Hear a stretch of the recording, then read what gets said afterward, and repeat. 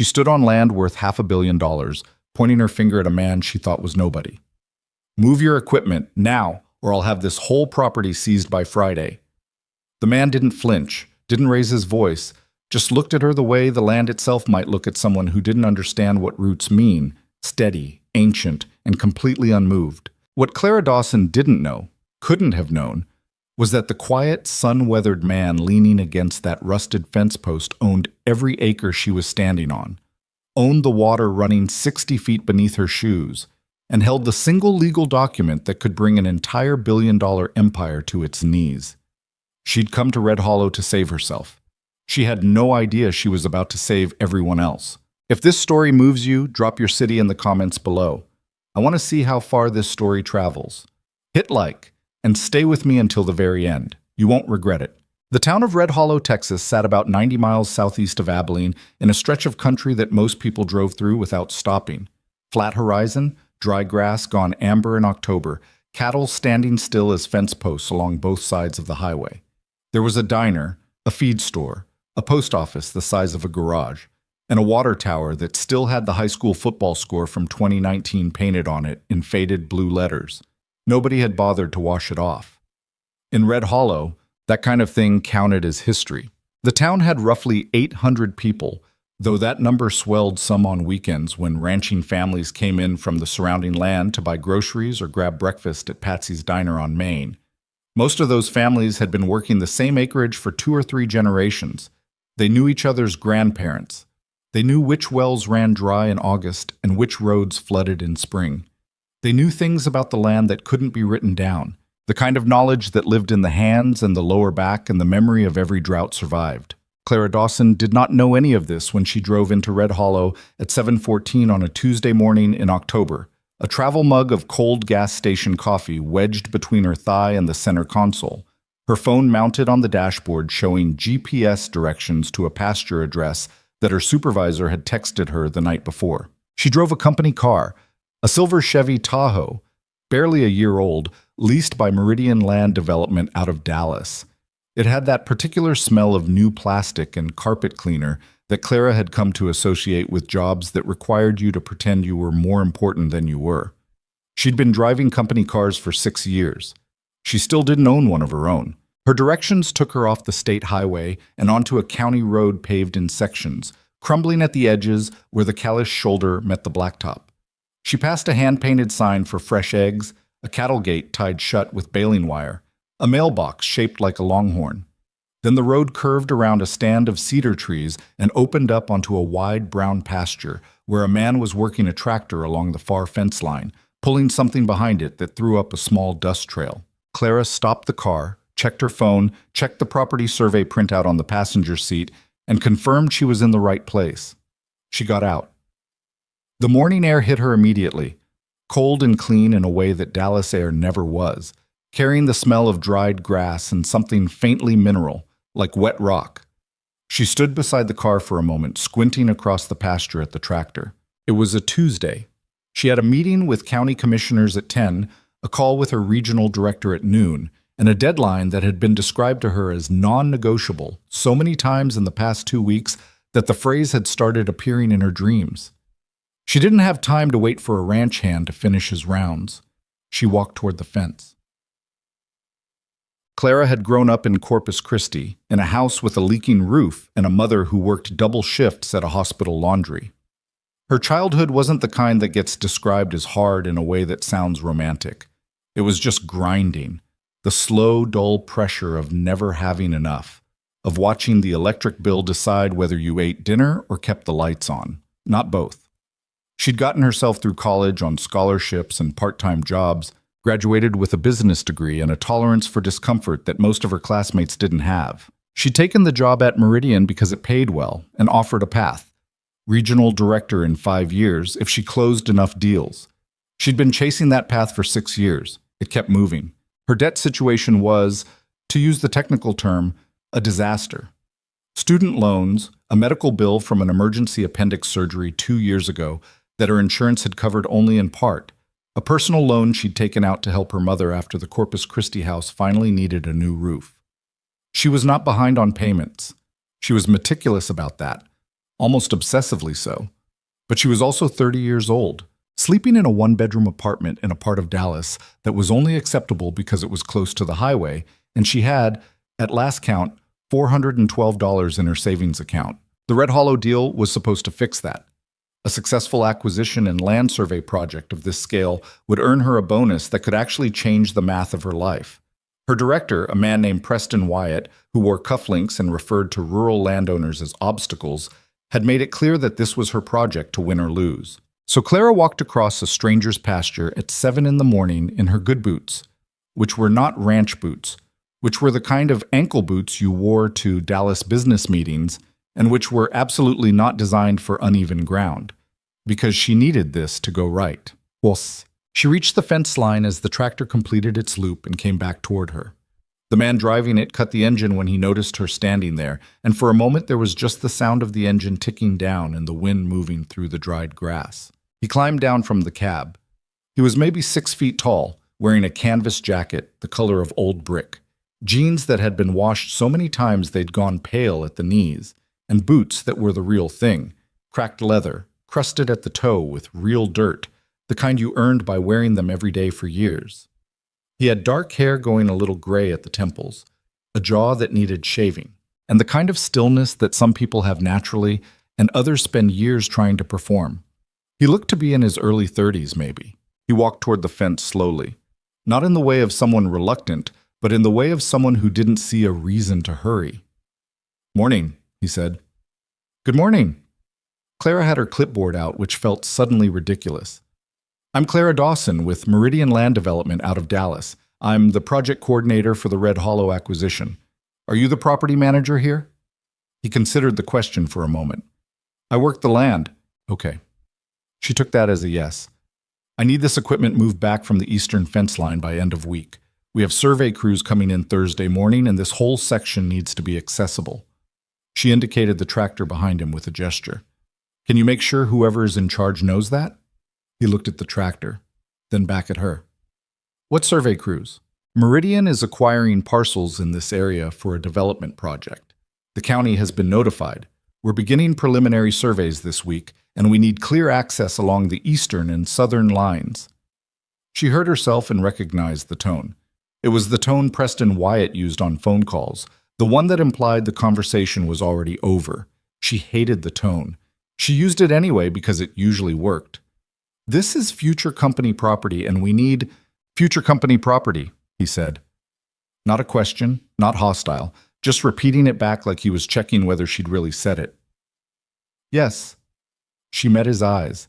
They were an ordinary enough color, sir, dark, maybe brown, but there was something about how steadily he held her gaze that made her want to look away first. She didn't. "Can you let whoever's in charge know?" "I'll let them know," he said. He said it without any particular expression, and then he just looked at her for a moment, not rudely, not with anything she could name, before turning back toward the tractor. Clara stood there for a second with her clipboard. "Thank you," she said, because she didn't know what else to say. He didn't answer. He climbed back up into the tractor cab, settled into the seat, and started the engine. The morning swallowed her words, and the machine noise took over, and Clara walked back to the Tahoe, feeling, for a reason she couldn't quite identify, like she'd done something vaguely wrong. She shook the feeling off. She had a meeting at 10. The county commissioner's office smelled like burnt coffee and old carpet. Clara sat across from a man named Gerald Briggs, who wore a bolo tie and read her acquisition documents with the slow deliberation of someone who had never once felt rushed in his professional life. The conference room had a window that looked out onto Main Street. Clara watched a truck go by pulling a horse trailer. Then another truck. A woman walked a dog. A man came out of the feed store carrying a bag of something on his shoulder. "These survey coordinates," Gerald said without looking up, "overlap with the Callaway Ranch." "That's correct. We have parcels under negotiation." "Under negotiation." Gerald looked up now. He had the face of a man who'd spent 40 years outdoors and come inside too late. "Miss Dawson, the Callaway Ranch has been in that family for 112 years. "I understand that." She kept her voice steady. "But the property records show—" "I know what the property records show." He set the papers down flat on the table. Not hard, not dramatically, just flat. Finished. I'm telling you what the situation is on the ground. You're new to this area, so I'm just letting you know. Meridian has been in contact with the county zoning board. Gerald folded his hands. That's different from being in contact with the people who own the land. Clara wrote nothing down.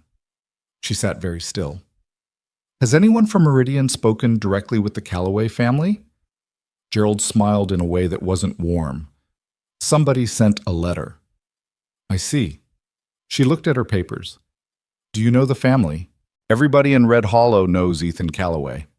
Gerald picked up his coffee mug, which had the Texas state flag on it and appeared to have last been washed sometime during a previous administration. His great-granddaddy started that ranch. Ethan runs it now. Has since he was about 24 after his father passed. A pause. He's had some hard years. Raises his little girl out there alone. Good man. Clara filed this away. Not emotionally. She didn't have room for emotional right now, but practically. Good standing in the community. Established roots, potentially difficult to negotiate with. She dealt with resistant landowners before. The key was usually to identify what they actually wanted underneath the resistance. I'd like to set up a meeting with Mr. Calloway, she said. I imagine you would. Gerald stood, which meant the meeting was over. You might try the feed store on Thursdays. He comes in most weeks. Clara drove back to the motel. A place called the Lone Star Inn, 12 rooms, a vending machine that took cash only, and sat on the edge of the bed with her laptop and a stack of folders.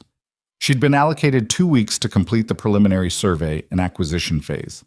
2 weeks, and then she needed to return to Dallas with signed documents or a clear plan for compulsion. She opened the acquisition folder and started reading from the beginning. She read for 4 hours.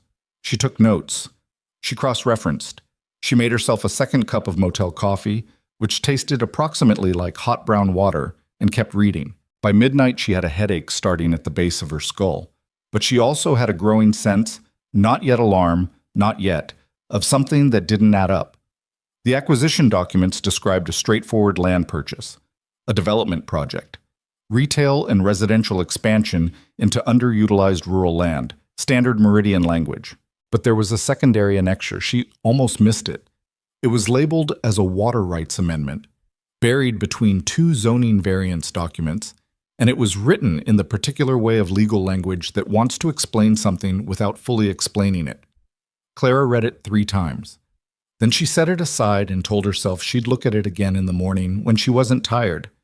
She looked at it again in the morning. It said the same thing. She went to the feed store on Thursday.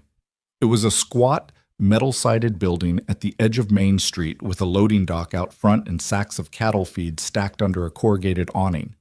It smelled like grain and mineral supplements and the particular dusty warmth of animals that aren't present but recently were.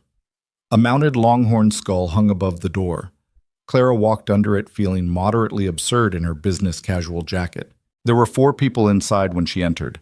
An old man examining a catalog, a woman in her 50s filling out a form, a teenager loading something onto a hand truck in the back, and the man from the fence. She recognized him immediately, which surprised her because she'd only seen him once and briefly. But there was something about the way he stood that was specific.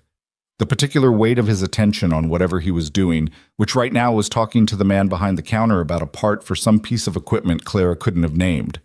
She walked to the counter and waited. He glanced at her. A small, brief flicker of recognition. Then back to the counter guy.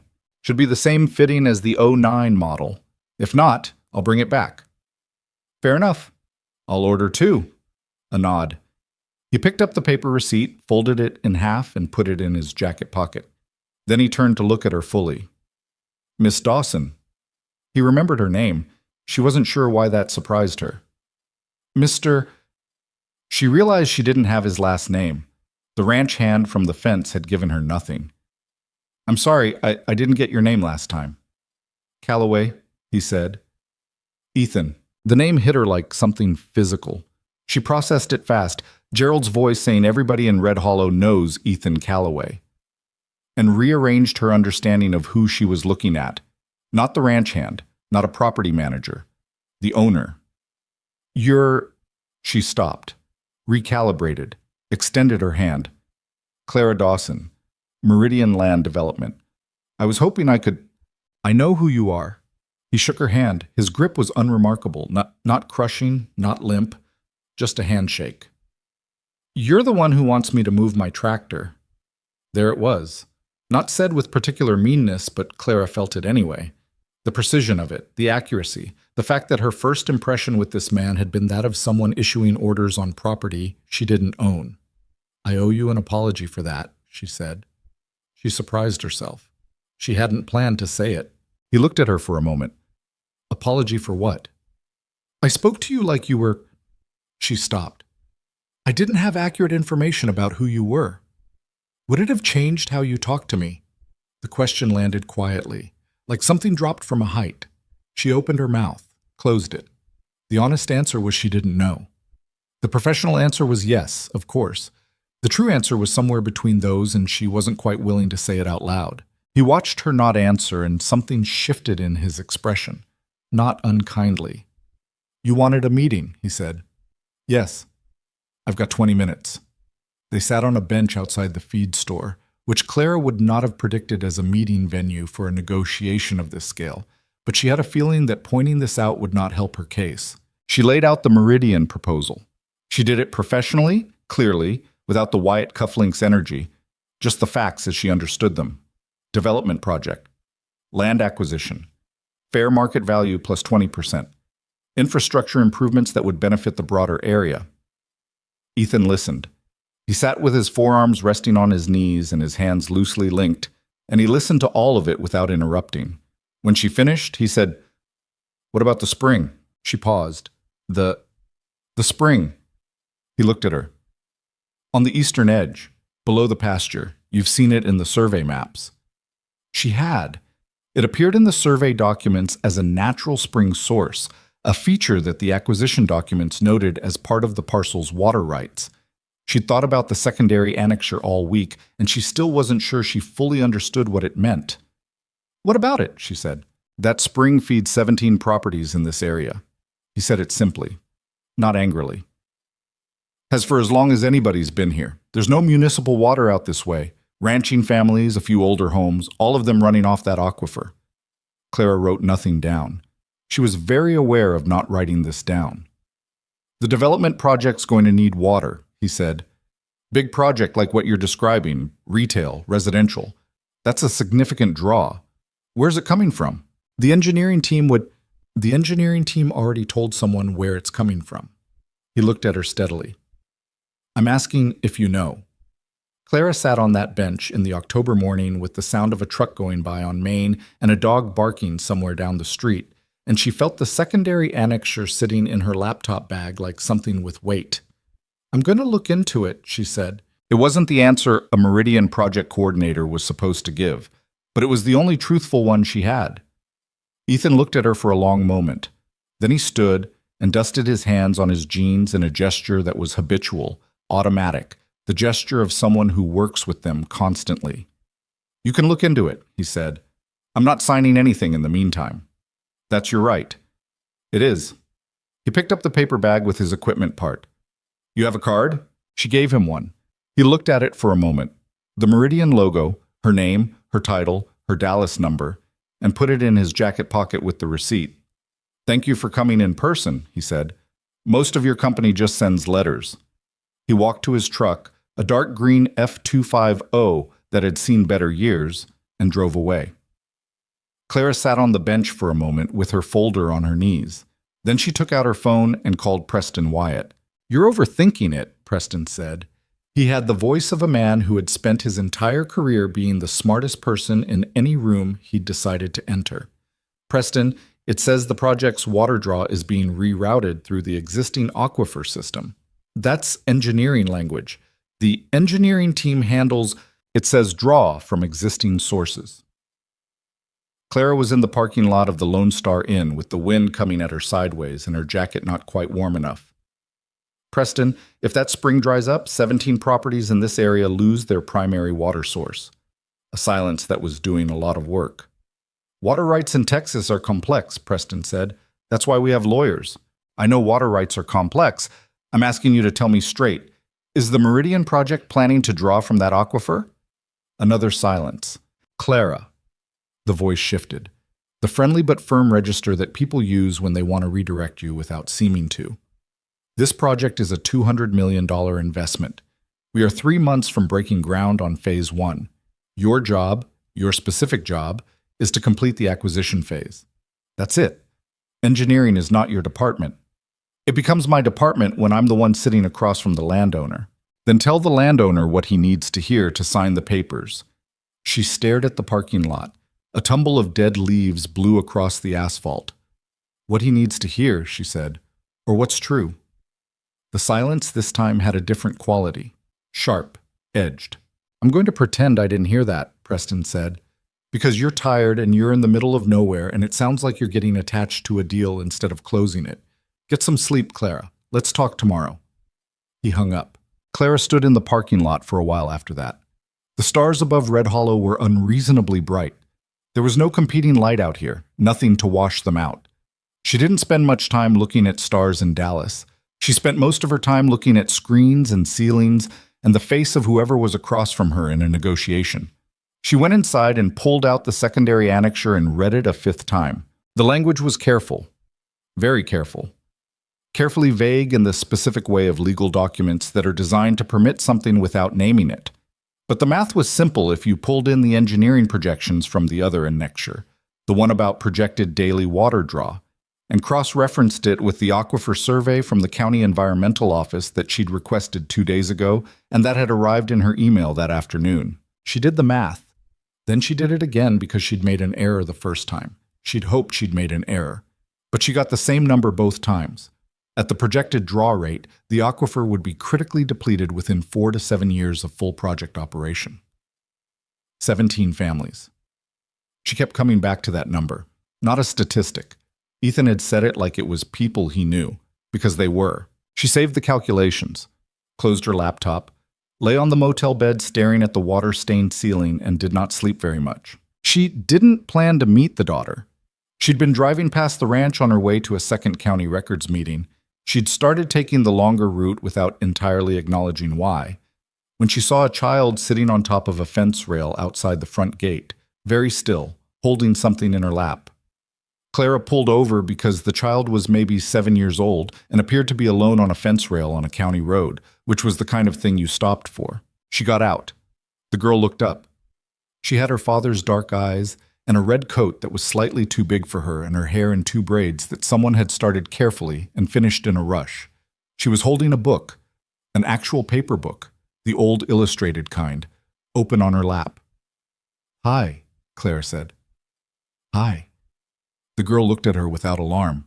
Kids in Red Hollow apparently didn't approach strangers with the same wariness as city kids. "Are you lost?" "No. I saw you sitting out here by yourself and wanted to make sure you were okay." "I'm waiting for my dad." The girl held up the book. "I'm reading." "What are you reading?" The girl showed her the cover. Charlotte's Web. "That's a good one," Clara said. "It makes me cry every time, but I keep reading it." She said this with the matter-of-fact quality of someone who has made peace with this fact about themselves. "I'm Lily." "Clara, do you work for the company that wants to buy our ranch?" Clara was briefly at a loss. "Yes," she said, because lying to a 7-year-old seemed worse than the alternative. Lily looked at her for a moment. "My dad says we're not selling." "Your dad might be right." That seemed to surprise the girl. "You think he's right?" "I think—" Clara stopped, chose words. "I think it's complicated." Lily thought about this. "My grandpa built this ranch," she said, "and my great-grandpa before that. My dad says the land's got our family in it, like—" She paused, searching. "Like how a book's got words. You can't take the words out and still have the same book." Clara stood on the side of the county road with the wind in her face and a 7-year-old comparing land to literature and felt something move behind her sternum that she would not have been able to describe to Preston Wyatt in 1,000 years. "That's a really smart thing to say," she said. "My dad says it." Lily looked back at the road. "Here he comes." The green F-250 came around the bend and slowed when Ethan saw the Tahoe and Clara standing by the fence. He pulled over, got out, walked toward them with his eyes moving between his daughter and Clara with an expression that was neutral but alert. "She stopped because she thought I was lost," Lily said before he could speak. I wasn't. I was reading. Ethan looked at Clara. She's not lost, he confirmed. I know. A beat. She was telling me about the ranch. Something shifted in his face. Not much. He looked at Lily, who had gone back to her book, then at Clara. You got a minute? He said. They stood beside the gate while Lily read. The conversation started about the acquisition, the way their conversations always did, but it didn't stay there. Ethan talked about his great-grandfather arriving in Red Hollow with almost nothing and spending 20 years building the ranch up from a few hundred acres. About his grandfather who'd expanded it through 2 droughts by refusing to sell when every bank in the county said sell. About his father who taught him how to read land, which direction the grass leaned, where the water pooled in spring, what the cattle behavior told you about underground moisture. He didn't say any of this sentimentally. He said it the way you'd describe a set of instructions. Here's how this thing works. Here's what it means. Here's why it matters. Like explaining a language. Clara listened. She'd interviewed dozens of landowners. Usually they talked about property value, tax implications, what they do with the money. Ethan didn't talk about money once. When did you lose your wife? She asked, and then immediately wasn't sure why she'd asked it. It wasn't a negotiating question. He was quiet for a moment. 3 years ago, he said. Cancer. Fast kind. I'm sorry. He nodded once, not brushing it off, acknowledging it. Then, Lily was 4. She doesn't remember her mom as well as I'd like her to. He watched his daughter on the fence rail. I try to tell her stories, keep it alive. But I don't always have the right words. What was she like? Another pause. Longer. He seemed to be deciding something. She loved the spring, he said finally. Used to go down there in the mornings with her coffee and just sit. Said it was the quietest place she'd ever been. He picked at the fence rail without looking at it. That's what I think about when people talk about water rights documents. She used to sit by that spring. Clara said nothing. The wind moved through the dried grass. Lily turned a page. I should let you go, Clara said after a while. Yeah. He didn't move immediately. You doing anything for dinner? She looked at him. Patsy's makes a decent chicken fried steak, he said. It's not a negotiation. Lily likes company. She doesn't get enough of it out here. Clara looked at Lily on the fence rail, reading about a spider who writes words in silk to save a pig from slaughter, crying every time but doing it anyway. Okay, Clara said. Dinner at Patsy's was loud in the specific way of small-town diners, counter stools and formica, and the cook yelling something to the waitress, and a TV mounted in the corner showing local news that nobody was watching.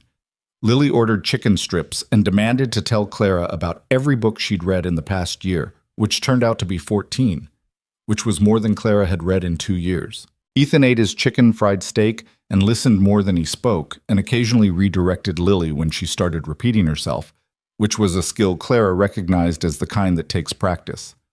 Nobody talked about the acquisition.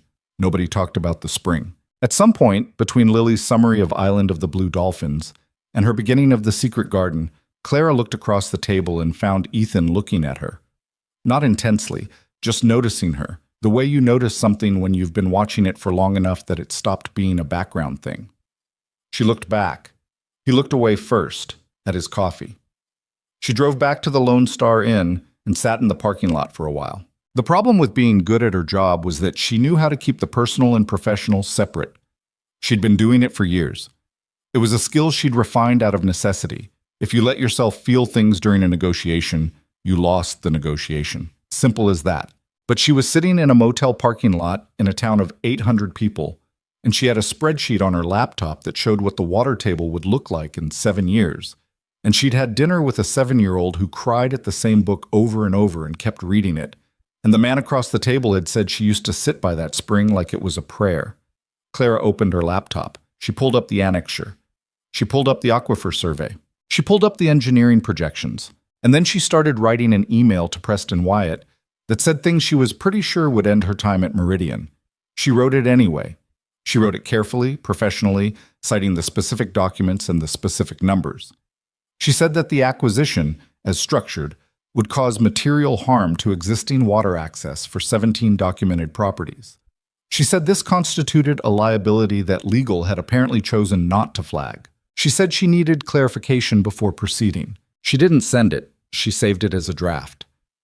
Then she went to bed and stared at the ceiling until the sky outside the window started to go gray. Preston called at 7:30 the next morning.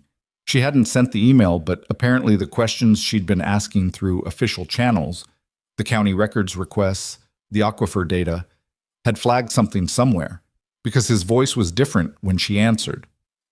"I need you to stop requesting county environmental records," he said. Clara was brushing her teeth. She wasn't done, but she put the toothbrush down. "I'm doing due diligence," she said. "That's the job. The job is acquisition. Environmental review is handled by... If environmental review is handled separately, why is an environmental annexure buried in the acquisition documents?" Silence. "Preston." She sat on the edge of the bed. "I need you to tell me what the plan is for the aquifer." "I've told you. Engineering handles... The engineering documents say the project will draw from existing groundwater sources at a rate of approximately 11 million gallons annually at full operation. The county aquifer survey shows the spring system has a sustainable yield of 6 million gallons. The math on that is not complicated." Silence again, but different. This one had something in it. "Where did you get a county aquifer survey?" Preston said. "I requested it through the county environmental office, which is public record." "Clara." The voice went lower. "I'm going to be very direct with you. The people above me on this project have made decisions about how it proceeds. Your job is to execute the acquisition phase and close the Callaway parcel. That's all. And the water is not your problem." She sat on the bed in the pale morning light of a Texas motel and felt everything she'd been trying to hold in separate boxes, professional and personal, logical and emotional, survivable and not, stop staying separate. "It's their problem," she said. "The 17 families who..." "Clara, stop." The voice was hard now, the friendliness gone. "I like you. I've always said you're one of the better project coordinators I've worked with. But you need to understand something. If you make this difficult, there are other people who will be brought in to close this deal. And those people will not be as careful with the community relationships as you are. Think about that." She thought about it. She thought about Lily on the fence rail, reading about a spider who made words in silk. She thought about Ethan saying she used to sit by that spring. She thought about Gerald Briggs and his bolo tie and his coffee cup with the Texas flag, saying that's different from being in contact with the people who own the land. "I need to think about some things," Clara said. "Don't think for too long," Preston said, and hung up. Clara sat on the bed for a while. Then she opened her laptop and started looking for everything she could find about the man above Preston Wyatt, the man who was apparently making decisions about how the Red Hollow project proceeded. It took her 20 minutes to find his name. Victor Hale. She'd heard of him vaguely, the kind of name that appeared in business sections occasionally, attached to development projects and real estate deals, and she now noticed as she started reading 2 separate state investigations in the past decade, both of which had been settled out of court. She read for an hour. She read about the Red Hollow project in financial news, buried in a quarterly investor report. She read about Meridian Land Development's parent company structure, which she'd never looked into before, and found Victor Hale's name 3 layers up. Then she opened a new document and started making a list. Everything she knew, everything she'd been told, everything that didn't match. She wasn't sure yet what she was going to do with the list, but she was very sure, in the way of someone who has finally let themselves look at something they'd been avoiding, that she was going to do something. Outside the window, Red Hollow was waking up. A truck went by. Somewhere a dog was barking. The water tower with the old football score stood against a sky that was turning from gray to pale blue. Somewhere about 4 miles east, past the cedar trees and the crumbling county road, a spring was moving cold and clear through the limestone, the same way it had been moving for longer than anyone in that town had been alive. Clara closed the laptop. Then she opened it again and sent the email to Preston Wyatt, the one she'd been sitting on, with one addition. CC, Meridian Legal Department, attention, Ethics Compliance Officer. She put on her boots, the business ones that weren't made for this country, and walked outside into the October morning. She had work to do. And for the first time since she'd arrived in Red Hollow, it was work she actually meant. The email went out at 8:04 in the morning. By 8:47, Clara's phone was ringing. Not Preston this time, but a number she didn't recognize with a Dallas area code. She let it go to voicemail. The voicemail was from someone named Richard Cho, who identified himself as senior counsel for Meridian and whose voice had the particular flatness of a man accustomed to making problems disappear through patience and paperwork. He said he'd like to discuss her concerns in a constructive manner at her earliest convenience, and that the company took all compliance inquiries seriously, and that he hoped she was enjoying her time in Red Hollow. She didn't call him back. She drove out to the county roads and sat in the Tahoe at the edge of Ethan's eastern pasture with her window down, watching the grass move. The Aquifer survey was open on the passenger seat. She'd printed it the night before at the motel's front desk printer, which had taken 11 minutes and jammed twice, and she'd stood there in the fluorescent light of the lobby at midnight waiting for it, feeling like someone who had just set fire to something and wasn't sure yet whether it was the right thing or the wrong thing. Both, probably. Most things were. She was still sitting there when she heard a truck coming down the county road from the north and recognized the dark green F-25O before it slowed. Ethan pulled alongside her, driver's window to driver's window, the way people in rural Texas seemed comfortable doing because there was nobody behind them, because there was always enough space. He looked at the papers on her passenger seat, then at her face, which she suspected told him more than she intended. "You eat breakfast?" he said. "No." "Come up to the house. Lily made eggs." Clara looked at him. "Lily made eggs?" "She's been trying to learn. They're not perfect." A pause. "They're edible." Clara followed the F-25O up the ranch road. The house was a low, wide structure, white-painted wood siding gone slightly gray at the corners, a covered porch running along the front, an old wooden swing that looked like it hadn't been painted since before Lily was born. There were boots on the porch steps, small ones and large ones, mud on both. A dog, some kind of shepherd mix, brown and white, aging, got up slowly from the porch and came to sniff Clara's hand with the measured politeness of an old dog who had learned that most people were probably fine. "That's Roy," Ethan said. "He's 13. He'll follow you around and pretend he's still useful." Roy wagged once, as if he understood this assessment and was at peace with it. Inside, the kitchen smelled like coffee and slightly overcooked eggs. Lily was standing at the stove with a spatula, very serious about it, wearing a flannel shirt that was definitely her father's and had the sleeves rolled up 6 times. There were eggshells on the counter. There was a small pile of toast that had gone a shade past golden. "I burned the toast a little," Lily reported, without looking up from the pan.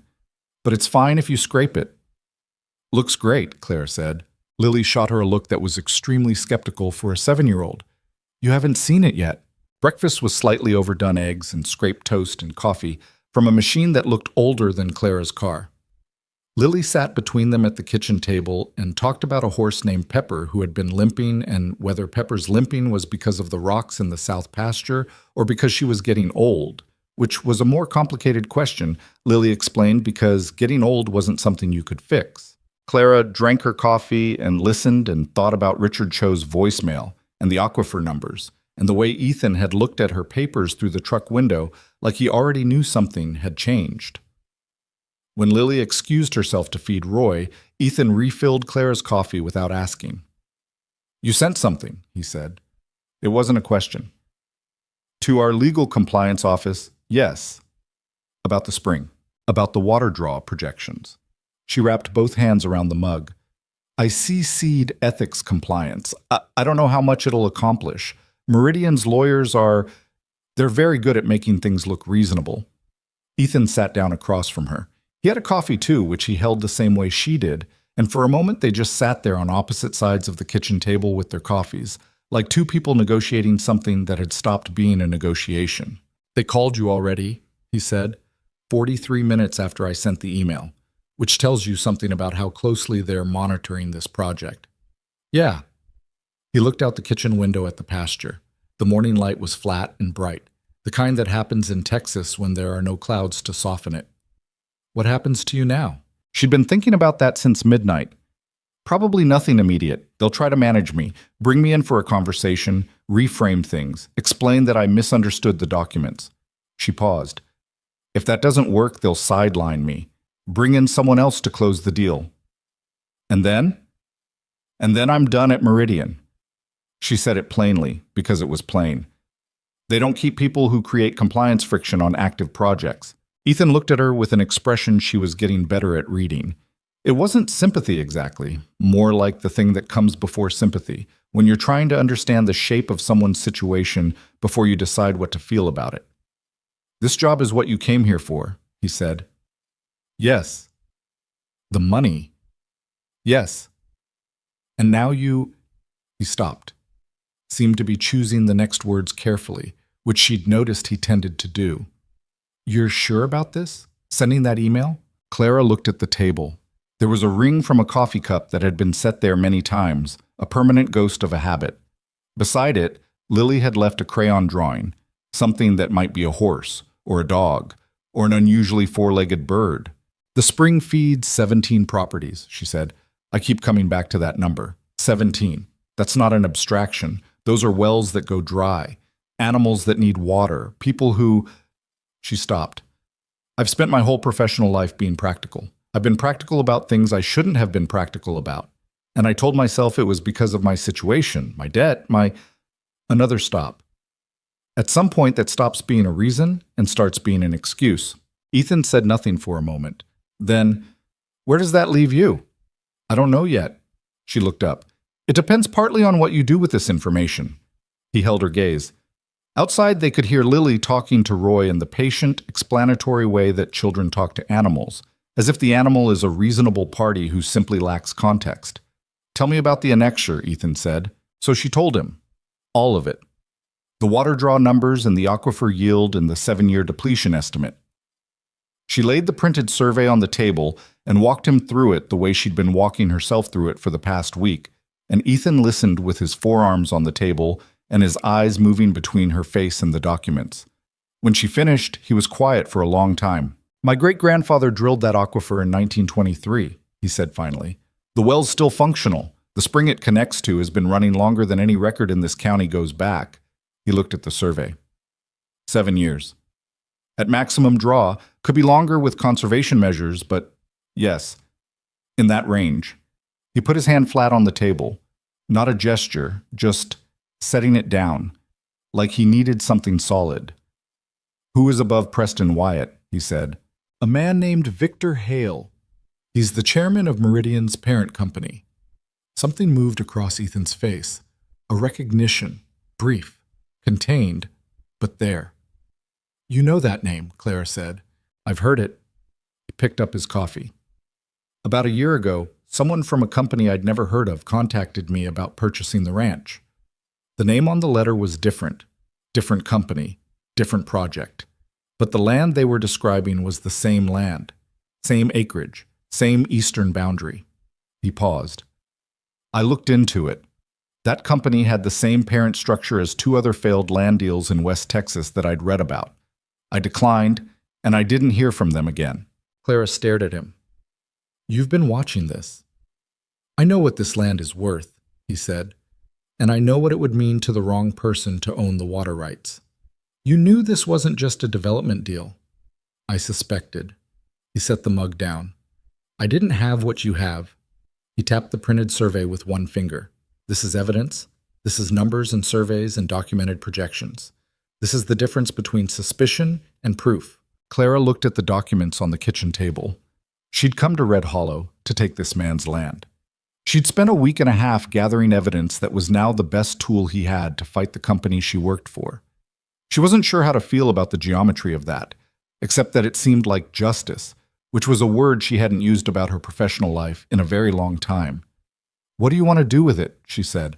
I want to talk to a lawyer. He said it without drama, like it was obvious, which it was. I have one in Abilene I've worked with before. Land law. He's good. A pause. I want to talk to the other families, too. If their water's at risk, they need to know. Meridian will push back. They have a legal department that... I know what Meridian has. He said it calmly, not cutting her off, just stating it. I also know what this land has. 112 years of uninterrupted private ownership, water rights documented back to territorial law, and a spring that 17 families have been depending on without interruption. That's not nothing.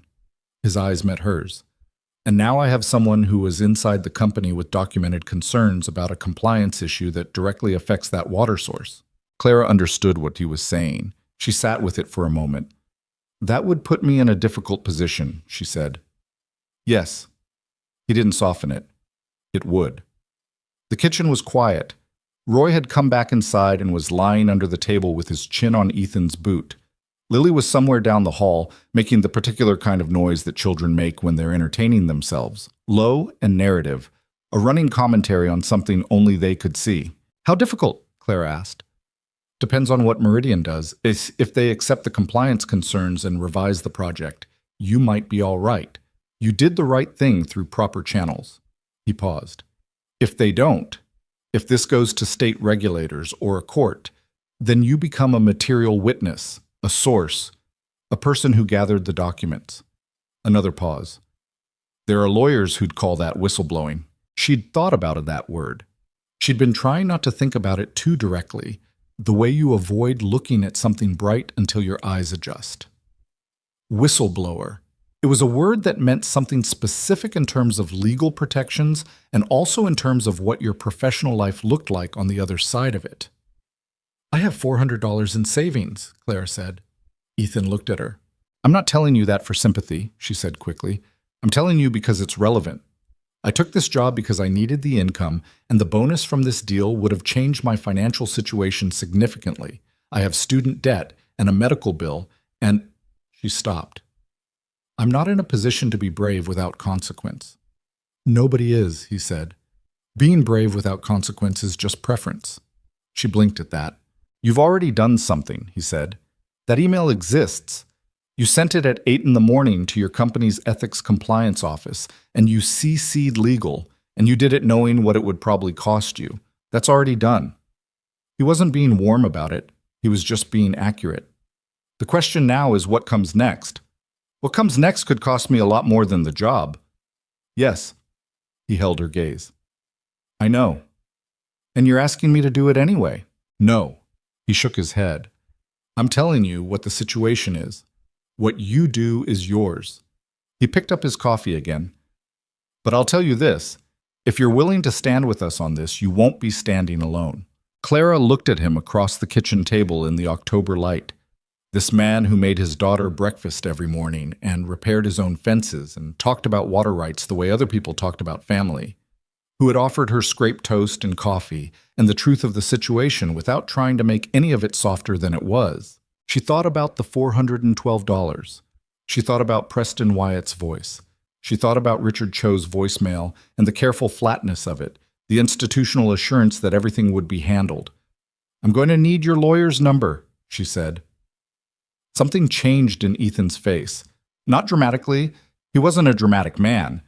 But something settled, like a piece of something that had been leaning against a wall finally found its footing. I'll call him today, he said. From down the hall, Lily's voice rose into something that was definitely a hoarse impression, accompanied by what sounded like Roy's reluctant participation. Ethan looked toward the hallway, and something about his expression, just briefly, just for a second, was the thing you see on the faces of people who are holding more than they show. Then it went back to steady the way it always did. The way Clara was beginning to understand was not indifference, but practice. The long practice of a man who'd learned that steady was the only thing he could afford to be. She left the ranch 40 minutes later with a name and number written on the back of a Meridian business card.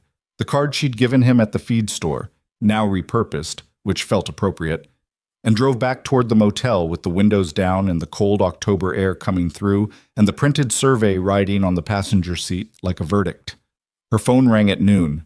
This time it was Preston. She answered. Clara. His voice was doing something new, a studied neutrality that she recognized as expensive. Someone had coached him between this morning and now. I'd like to propose a conversation. A proper one, face to face. I'm flying to Abilene tomorrow. I thought we could sit down together, clarify some things about the project scope. Flying from Dallas to Abilene, she said, for a conversation. I think it's worth the trip.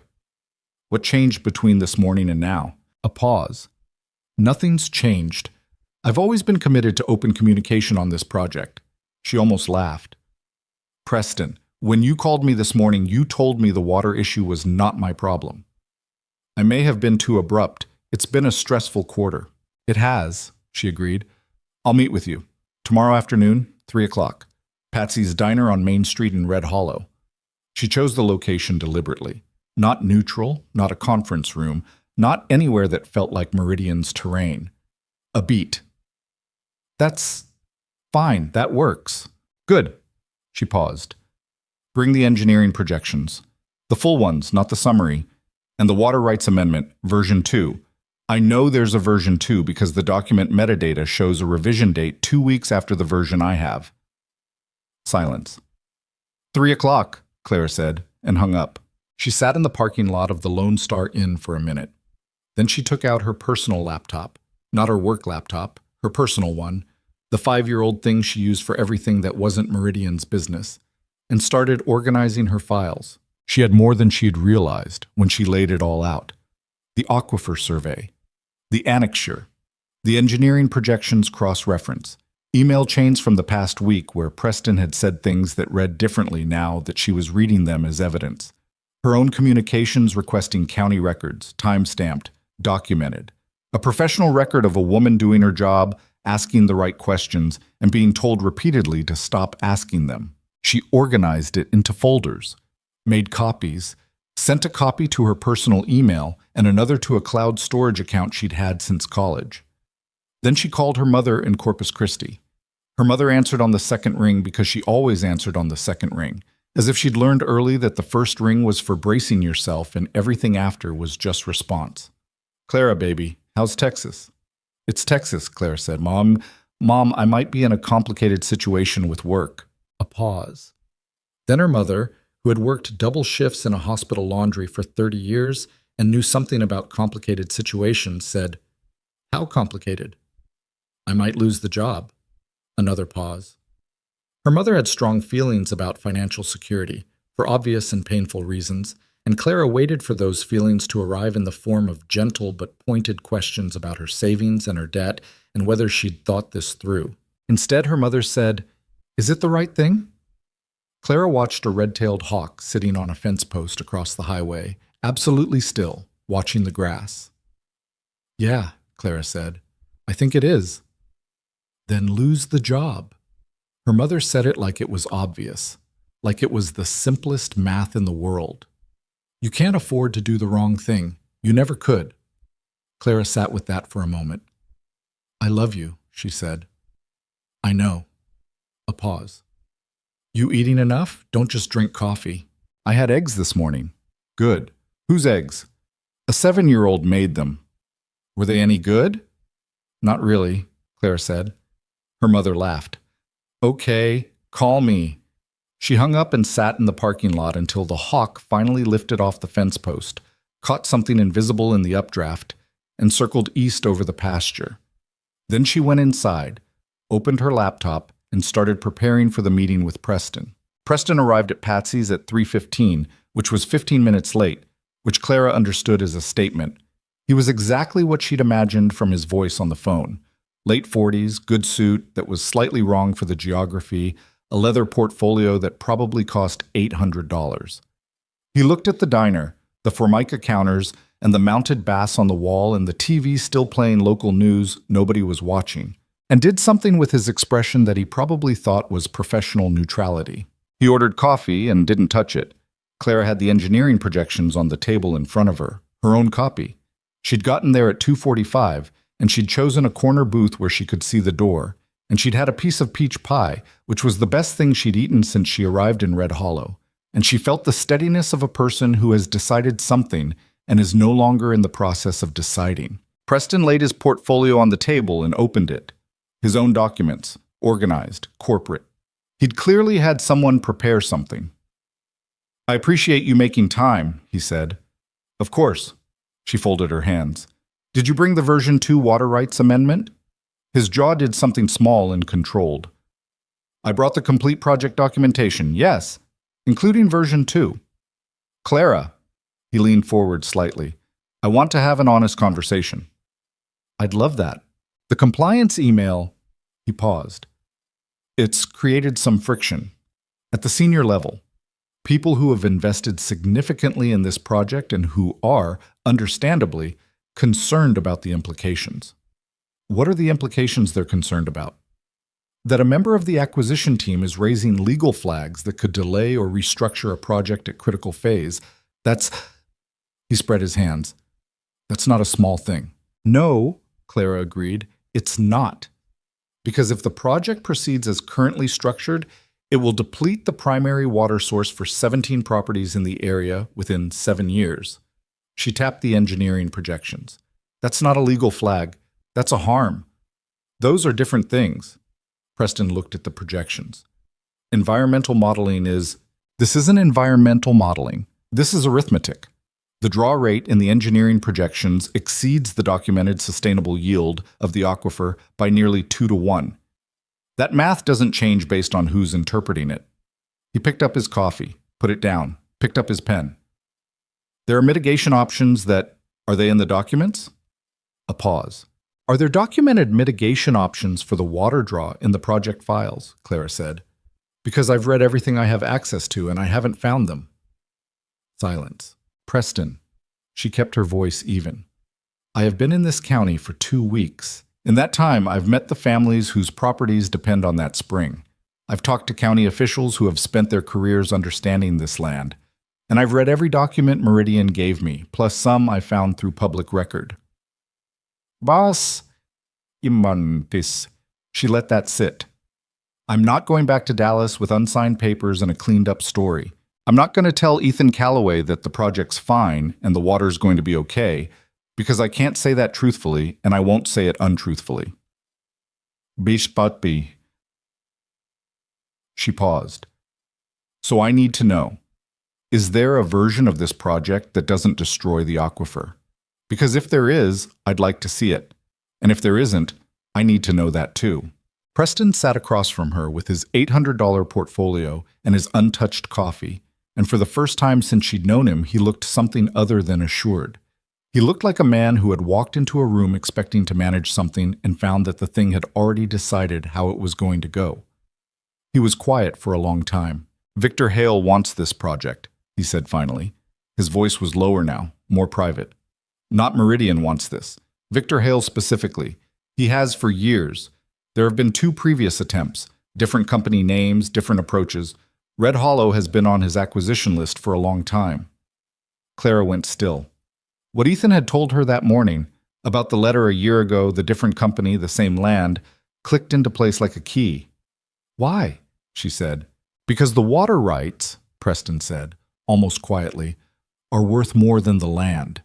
The aquifer sits under the most rapidly developing corridor in this part of Texas. In 10 years, when this region grows the way the projections say it will, whoever controls that water controls. A lot. He stopped. Victor is not stupid. He's thought a long way ahead. Clara stared at him. The development project is a front. The development project is real, Preston said carefully, but it is not the primary objective.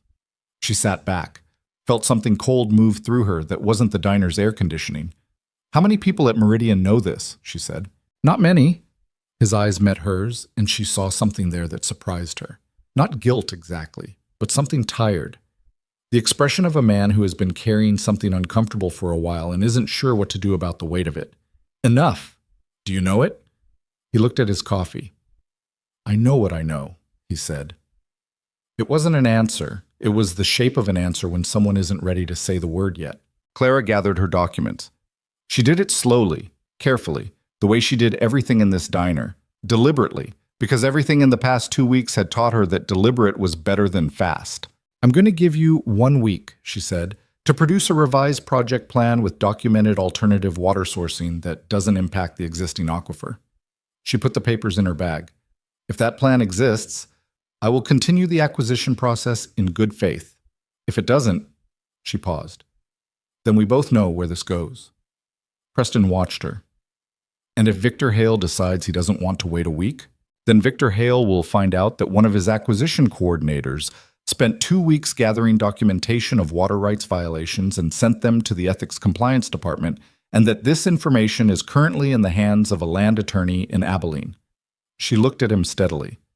Tell him whatever you need to tell him. She left a 20 on the table for the pie and the coffee and walked out of Patsy's into the October afternoon. The street was quiet. A truck went by with hay bales in the bed. An older woman came out of the post office and waved at nobody in particular. Somewhere down Main, a radio was playing something country from a decade ago, the kind of song that sounded like it understood something about losing things. Clara stood on the sidewalk for a moment. She didn't feel victorious. She didn't feel clean. She felt the way she imagined you felt when you'd cut something loose that you'd been carrying a long time. Not free yet, just lighter. Like the weight was still there, just arranged differently. She took out her phone and called Ethan's number. He answered on the second ring. How'd it go? He said. He confirmed it, she said. The water rights are the primary target. The development project is real, but secondary. Victor Hale has been trying to acquire this land and this aquifer for years. Different companies, different approaches. A pause on his end. The letter last year. Yes. She heard him exhale slowly. Not dramatically. Just the sound of a man receiving information that confirmed something he'd feared. I gave them a week, she said, to produce a revised plan. They won't. No, he agreed. They won't. Which means after a week this goes somewhere else. She paused. Your lawyer, is he ready to move? He's already moving, Ethan said. He filed for an injunction on the survey access this morning. County judge is a former water rights attorney. Another pause. He says the documentation you have changes things considerably. Clara stood on the Main Street sidewalk in Red Hollow, Texas, $412 in her savings account, no certain job, a legal situation that was about to get significantly more complicated, and felt something she hadn't felt in years, maybe longer. Something that didn't have a clean name, not happiness. It was too cold and uncertain for happiness, not peace. There was too much ahead of them for peace. Maybe just the feeling of being in the right place, doing the right thing, which was its own complicated reward, even when the right thing was expensive. Down the street, through the window of Patsy's, she could see Preston Wyatt still sitting in the booth with his untouched coffee and his leather portfolio, looking at the table.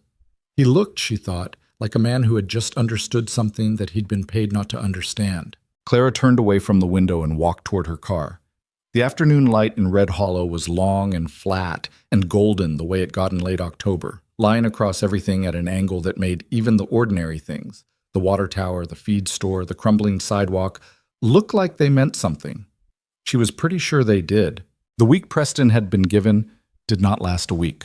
On Thursday morning, 4 days after the Patsy's Diner meeting, 3 days after Ethan's lawyer filed the injunction, 2 days after the county judge acknowledged receipt and requested a response from Meridian's legal team, Clara's work laptop locked her out. Not gradually, not with warning. One moment she was reviewing a document, and the next the screen went gray, and a single line of text appeared telling her that her credentials had been suspended pending an internal review. She stared at it for a moment, then closed the laptop. She'd expected it. She'd even told herself she'd expected it. But there's a difference between knowing something is coming and having it arrive. The same way there's a difference between knowing a storm is forecast and standing in the rain. She sat on the edge of the motel bed and looked at the closed laptop and felt the particular silence of a professional life going quiet. Her phone rang. Not Preston, not Richard Cho. A number she didn't recognize at all, which she'd learned in the past week was usually a sign that someone was working hard to be untraceable. She answered, Miss Dawson. The voice was male, smooth, and carried the kind of authority that people spend decades cultivating. Not loud, not aggressive, just the voice of a person who had never once in their adult life been in a room where they weren't the most important person present. My name is Victor Hale. I believe you know who I am. Clara stood up from the bed and went to the window. Outside, the Lone Star Inn parking lot was empty except for her Tahoe and a truck belonging to whoever was in room 7. The sky was overcast. First time since she'd arrived in Red Hollow that the sky had been anything other than clear. I know who you are, she said. Good. Then I'll skip the introduction. A pause, brief, the pause of someone who uses silence professionally. I understand you've had some concerns about the project documents. I also understand you've taken some actions that have created complications. Another pause.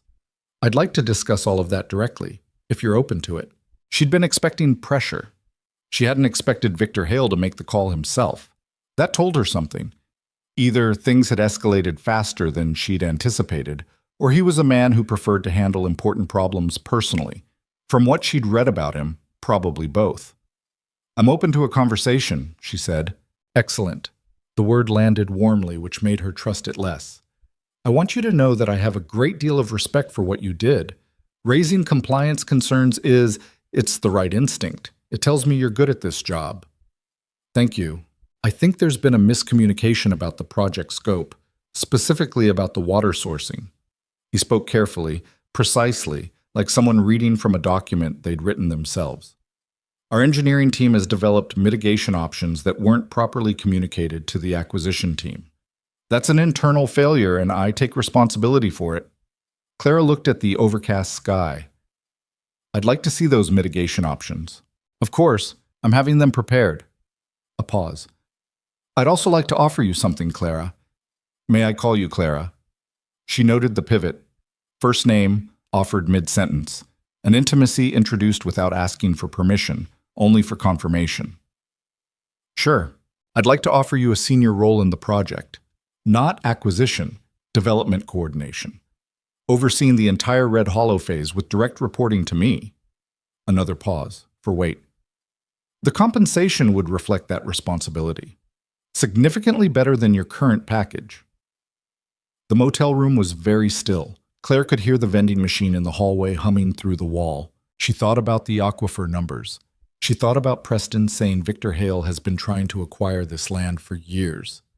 She thought about Ethan's face when she'd told him the water rights were the primary target. That short exhale, the confirmation of something he'd feared. I appreciate the offer, she said. I'd need to see the mitigation documentation before I could respond to anything else. Of course. Warm again, smooth again. I'll have something to you by tomorrow morning.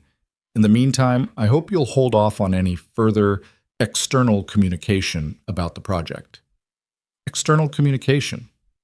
The information you've shared with the Callaway legal team. He said it gently, like he was describing something she might have done by accident. It complicates things. I'm sure you understand. Clara understood clearly. She was being asked to pause her cooperation with Ethan's lawyer in exchange for a job promotion and documents that may or may not address the actual problem and may or may not arrive. I'll look for the documentation tomorrow morning, she said. Perfect. The warmth in his voice was the kind that comes with certainty. The warmth of a man who had rarely been told no by someone in her position. I have a feeling we're going to work very well together, Clara. He hung up. She stood at the window for a moment. Then she picked up her phone and called Ethan. He answered before the second ring. I heard your laptop access was revoked. She blinked. How? Gerald Briggs has a nephew who works in county IT. Meridian's been requesting data access through the county network. When they lock out an internal account, it shows in the log. He paused. Gerald watches things. Victor Hale called me, Clara said. A long pause. Did he? He offered me a promotion. Senior Development Coordinator, direct report to him. She moved away from the window, sat back on the bed. He also said there are mitigation documents that weren't communicated properly to the acquisition team. He's sending them tomorrow. Are you going to wait for them? No. She said it with a certainty that surprised her slightly. Not because she'd been uncertain, but because the certainty had arrived so quickly, so cleanly. But I want to see what they send, because whatever it is will tell us something about how they plan to manage this. You think they'll fake documentation? I think they'll send something real that's framed in a way that obscures the problem. She paused. Victor Hale didn't get where he is by being sloppy. He gets where he is by being very careful about what he shows people and when. Ethan was quiet for a moment. Can you come out here tomorrow? My lawyer wants to talk through everything in person. James, that's his name, James Ritter. He's driving in from Abilene. He's been talking to some people in Austin, too. Environmental law contacts. State level. State level, Claire said. What Hale is doing, or trying to do, it may not just be Red Hollow. James is looking at the previous acquisition attempts in West Texas. The ones with different company names. He thinks there's a pattern. She thought about the reading she'd done that first night. The 2 state investigations, both settled out of court. Both settled, which meant both paid, which meant both real. "I'll be there at 9, she said.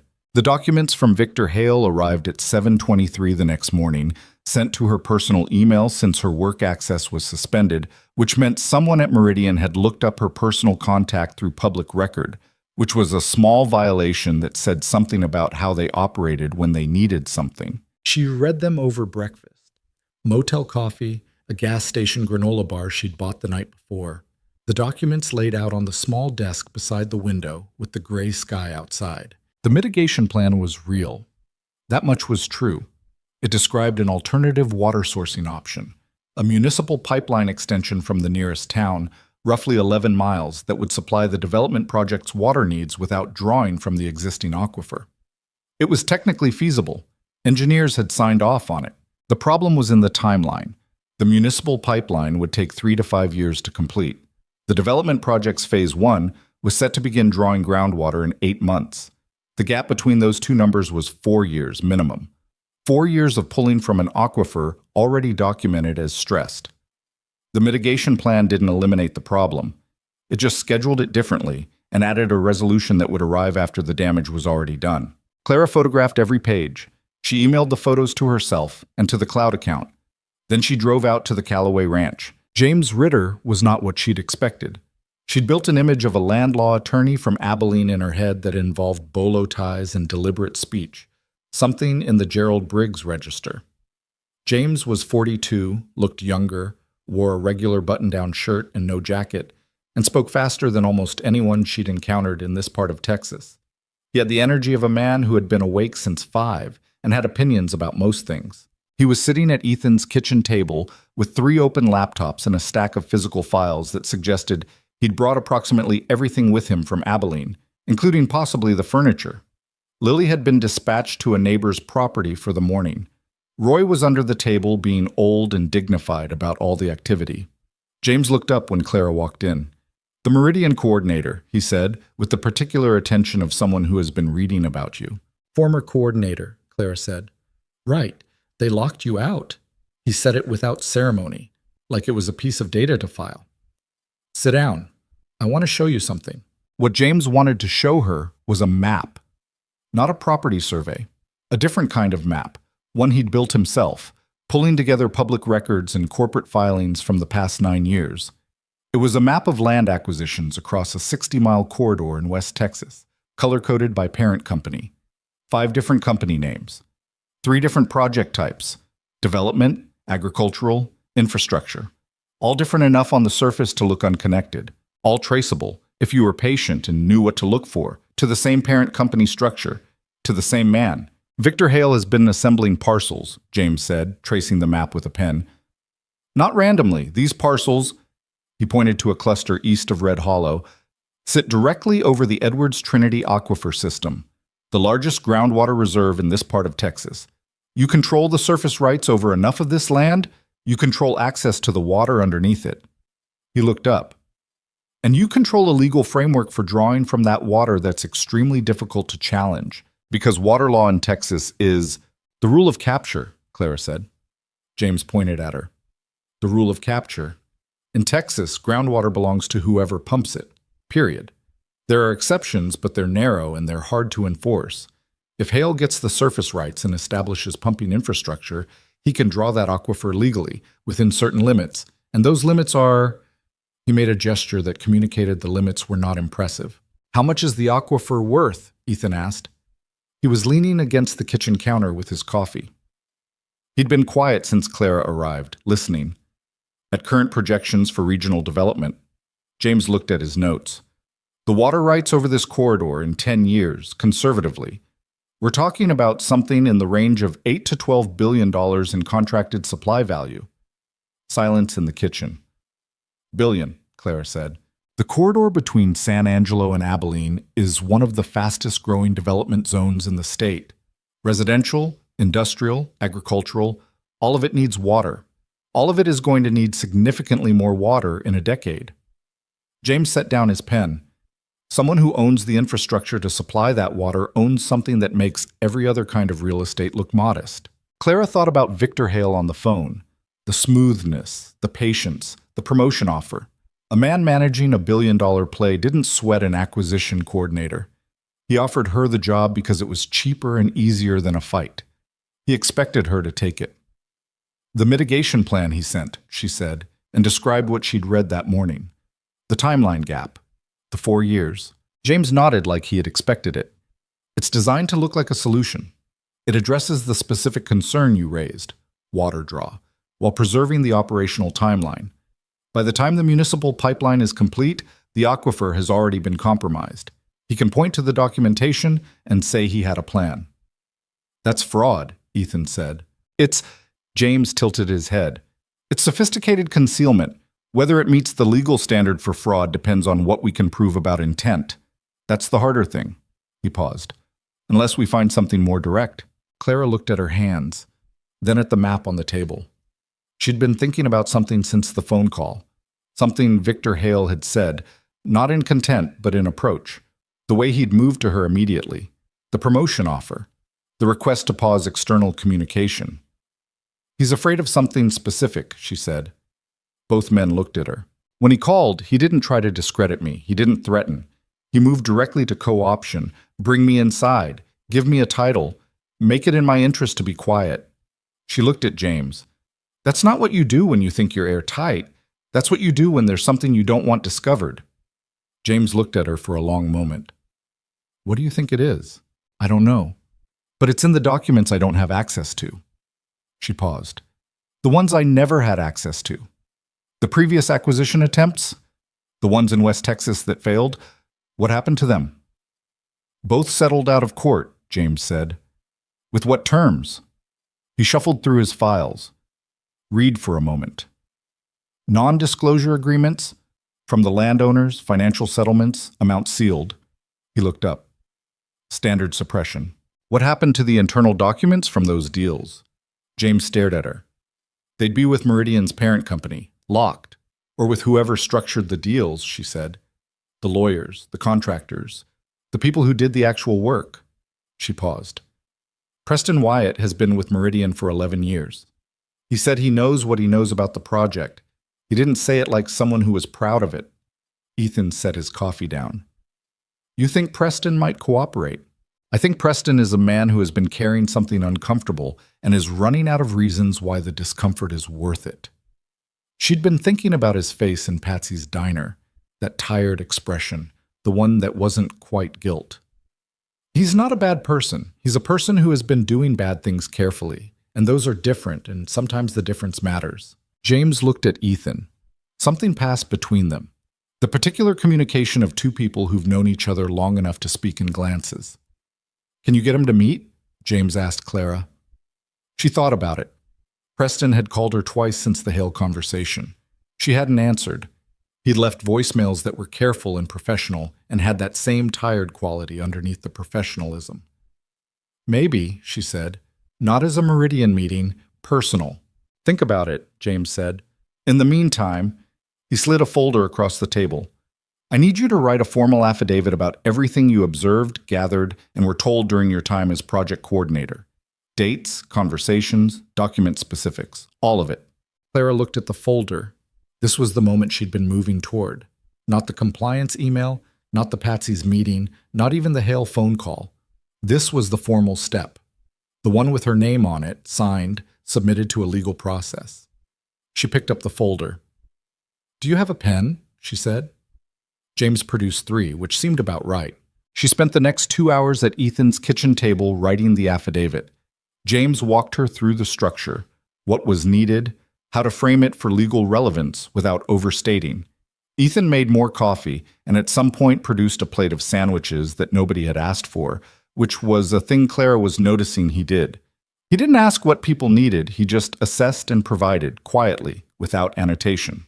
The writing was harder than she expected. Not because she didn't remember. She remembered everything clearly. The specific documents and the specific conversations and the specific silences.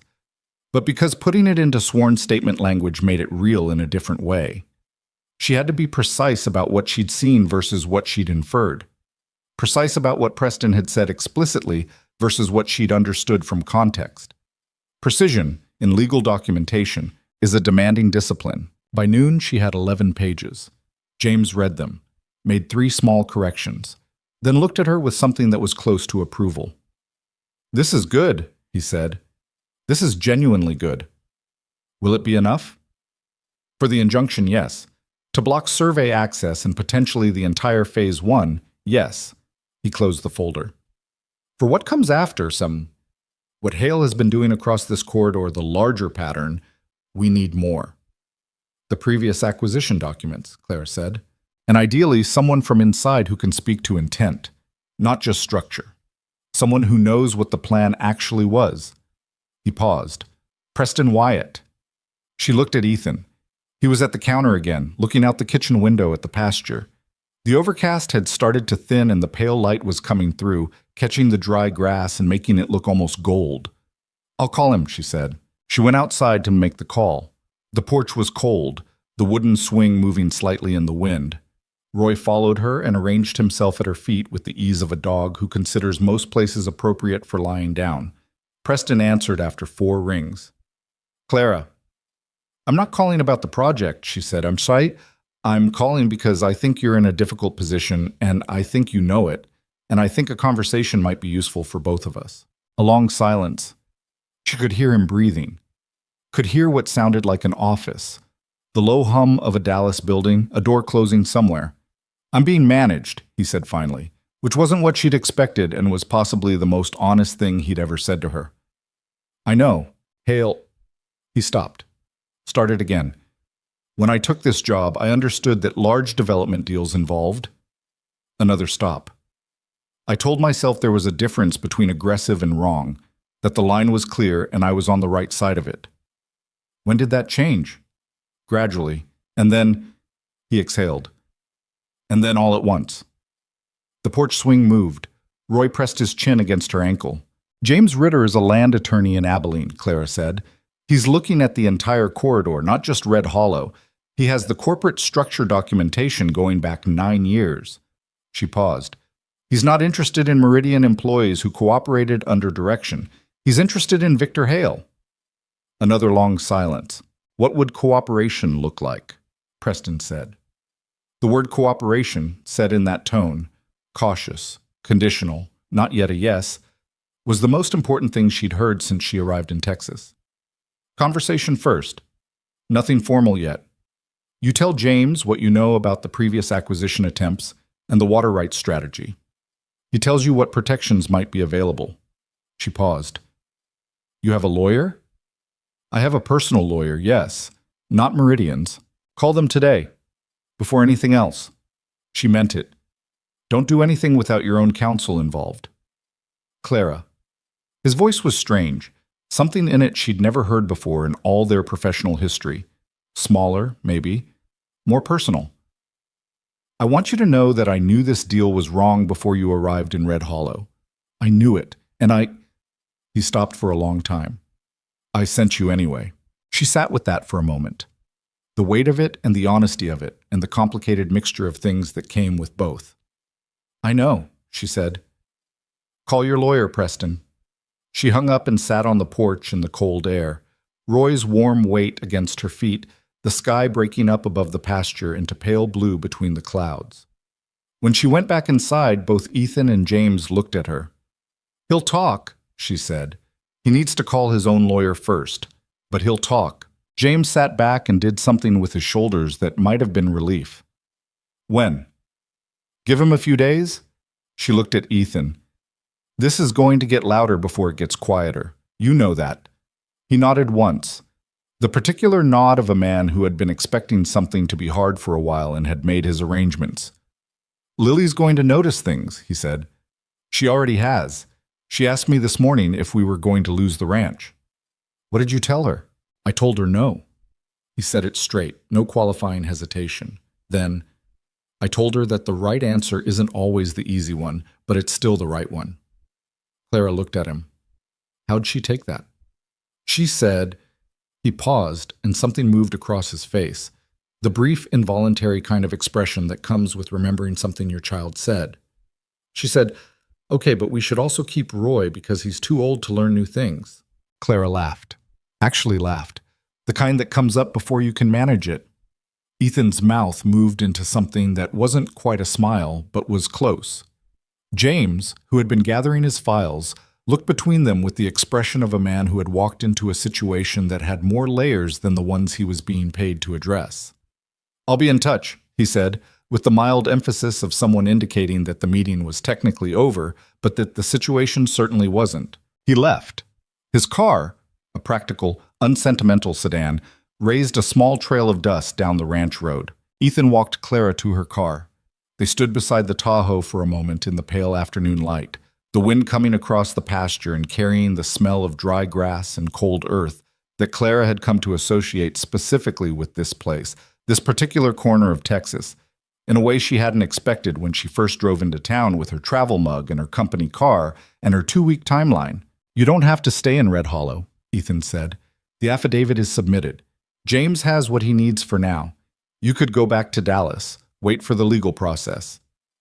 She'd thought about this. She'd thought about her apartment and her savings account and the particular loneliness of waiting in a city for something happening somewhere else. "Is there a reason to stay?" she said. It came out differently than she intended. Not professional, not strategic, just the question. He looked at her. The October light made everything look like it was at an angle, leaning slightly, the whole landscape tilted towards something. "There's 17 families who are going to have questions," he said. "They're going to want to understand what's happening and why. Someone who can explain the documents in plain language would be useful." He paused. "And Lily's been asking whether you'll come back." "Has she?" "She wants to show you the spring," he said. "She's been wanting to take you down there since—" He stopped. "Since she found out you were trying to protect it." Clara looked at the pasture. The wind moved through the grass and the sky was breaking up into wider patches of pale blue, and somewhere down the ranch road she could hear the distant sound of cattle. "I'll stay a while longer," she said. She said it like it was simple. And maybe it was. And maybe the simple things were the ones worth holding on to when everything else got complicated. 3 days later, Victor Hale sent a cease and desist letter to James Ritter's firm in Abilene, alleging improper use of confidential Meridian documents. James responded the same afternoon with a 3-page letter citing public record law, whistleblower protections, and the specific language of a 2019 Texas Supreme Court ruling on groundwater rights. He sent Clara a copy with a note at the bottom that said, "This is where it gets interesting." She was sitting on Ethan's porch when she read it. Roy was next to her. Lily was inside learning to make something on the stove that she'd described, with great seriousness, as advanced soup. The ranch stretched out in every direction, brown and gold and quiet, in the way of things that have been in one place long enough to become certain of themselves. Clara read James's letter twice. Then she thought about Victor Hale, who had spent years assembling a quiet empire underground, literally in the ground, in the water under the ground, with patience and money and the particular confidence of someone who'd never been stopped before. She thought about what it must have felt like to be that certain. She thought about how it would feel when it cracked. From inside the house, she heard Lily say, with great authority, "It's not burnt, it's caramelized." And Ethan's voice, dry, from somewhere near the stove, "There's a difference." "I know there's a difference," Lily said. "I caramelized it on purpose." Clara folded the letter and put it in her jacket pocket. She looked out at the pasture. The grass was dry and the sky was wide, and somewhere under all of it, running cold through the limestone in the dark, the spring was moving the way it had always moved, the way it would keep moving if they had anything to say about it. She thought they probably did. Preston Wyatt drove into Red Hollow on a Saturday morning in a personal car, a gray Volvo sedan that was distinctly not a company vehicle, and sat in the Patsy's parking lot for 11 minutes before going inside. Clara knew this because she was already inside in the corner booth, and she could see the parking lot through the window. She watched him sit in the car. She didn't go out to get him. She understood that some decisions need to finish arriving on their own. When he finally came through the door, he looked different from the man who'd met her here 2 weeks ago. The expensive suit was gone. He was wearing a regular jacket, dark slacks, the kind of outfit that said he'd thought about what to wear in a way that suggested he didn't know who he was dressing for anymore. He'd lost some of the smooth professional surface that had always been his most visible feature. What was underneath it was older and more uncertain, and Clara thought probably more real. He slid into the booth across from her, didn't say anything right away, looked at the laminated menu as if reading it, which he wasn't. "I spoke to my lawyer," he said finally. "Good." She said, he set the menu down. "She said I have exposure, potentially significant exposure, depending on what's provable about what I knew and when I knew it." "I'm sorry," Clara said, and meant it without making it soft. He looked at her. "You know the strange thing? I feel more—" He stopped. "I feel less terrible than I have in about 8 months, which makes no sense given that 8 months ago I still had a job." "It makes sense," she said. A waitress came. Preston ordered coffee. Clara already had hers. When the waitress left, Preston opened the briefcase he'd carried in and set a USB drive on the table. Just set it there between the coffee mugs like it was an ordinary thing. "That's everything I have personal copies of," he said. "Not Meridian servers, things I kept. Emails, internal memos, meeting notes." He looked at it. "There's a document on there from about 14 months ago. Internal strategy memo, from Hale's office to the senior acquisition team." He paused. "It uses the word aquifer 17 times. It uses the word development 3 times. Clara looked at the drive. "It's not ambiguous," Preston said, "about what the primary objective is." She picked it up. It was a standard USB drive, the small kind, with a piece of masking tape on it with a number written in pen. She turned it over in her fingers. "Preston," she said, "I need to ask you something directly." "Okay." "When you sent me to Red Hollow, knowing what you knew about the project, what did you think was going to happen?" He was quiet for a moment. Outside, a truck pulled into the parking lot, and 2 men in ranch clothes got out and came inside talking about something she couldn't hear. "I thought you'd close the deal," he said. "I thought you were good enough at the job that you'd find a way to make it work without looking too closely at the parts that didn't, and He exhaled. "I told myself that was a compliment, that I was trusting you with something difficult." He looked at the table. "That's not what it was." "No, I was using you as a buffer," he said. "If the deal closed cleanly, good. If someone pushed back on the water issue, it would be your name on the acquisition documents, not mine." He looked up. "I'm telling you that because I think you deserve to know it, and because I'll probably have to say it officially at some point, and I'd rather you hear it from me first." Clara looked at him for a long moment. She'd known this, in the way you know things you'd rather not have to acknowledge directly. Preston was not a monster. He was something more ordinary, and in some ways more troubling. A person of reasonable intelligence and no particular cruelty who had made a series of small decisions that collectively added up to something wrong and had hidden the addition from himself until hiding it became too expensive. "What do you need to make this right?" she said. "I need to talk to James Ritter," he said. "And I need my lawyer in the room." He paused. "And I think I need to not work at Meridian after this." "That's probably accurate." "Yeah." He picked up his coffee. "I've been there 11 years. "I know." He drank his coffee. She drank hers. The diner was filling up with Saturday morning people, families, ranch hands, a group of older men who appeared to have a permanent reservation at the counter. The TV in the corner was showing college football highlights with the sound off. "One more thing," Preston said. He reached back into the briefcase and produced a single printed page, folded in thirds. "This is the contact information for both landowners who settled with Hale's companies in the previous West Texas deals. They signed NDAs, but—" he set it on the table. "NDAs don't cover testimony in a regulatory proceeding. They cover public disclosure. There's a difference." He paused. "My lawyer pointed that out." Clara unfolded the page. 2 names. 2 addresses, one in Midland and one near San Angelo. "Have you talked to them?" she said. "No, I don't." He shook his head. "That's not my call to make, but they need to know that there may be a way to speak without violating the NDA." She folded the page and put it with the USB drive. "I'll get this to James today." Preston nodded. He looked like a man who had set something heavy down and was still in the process of registering what it felt like to have empty hands. She called James from the parking lot. He answered immediately, which she'd noticed was his default. James Ritter seemed to operate in a state of perpetual readiness, like someone who had been in the middle of something urgent for so long it had become his resting condition. "Preston is here," she said. "He has documents and contact information for the previous NDA landowners." A beat. "The internal strategy memo?" "He says it's not ambiguous."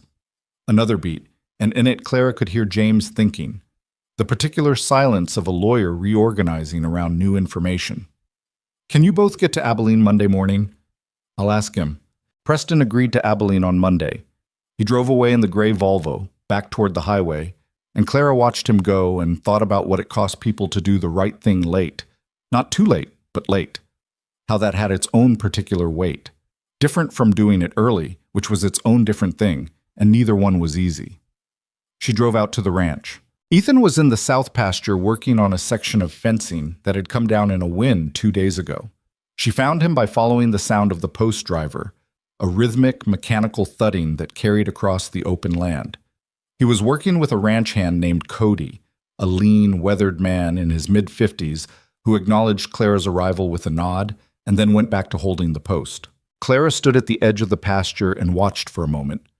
There was something about watching Ethan work that was different from watching him do almost anything else. He moved without waste.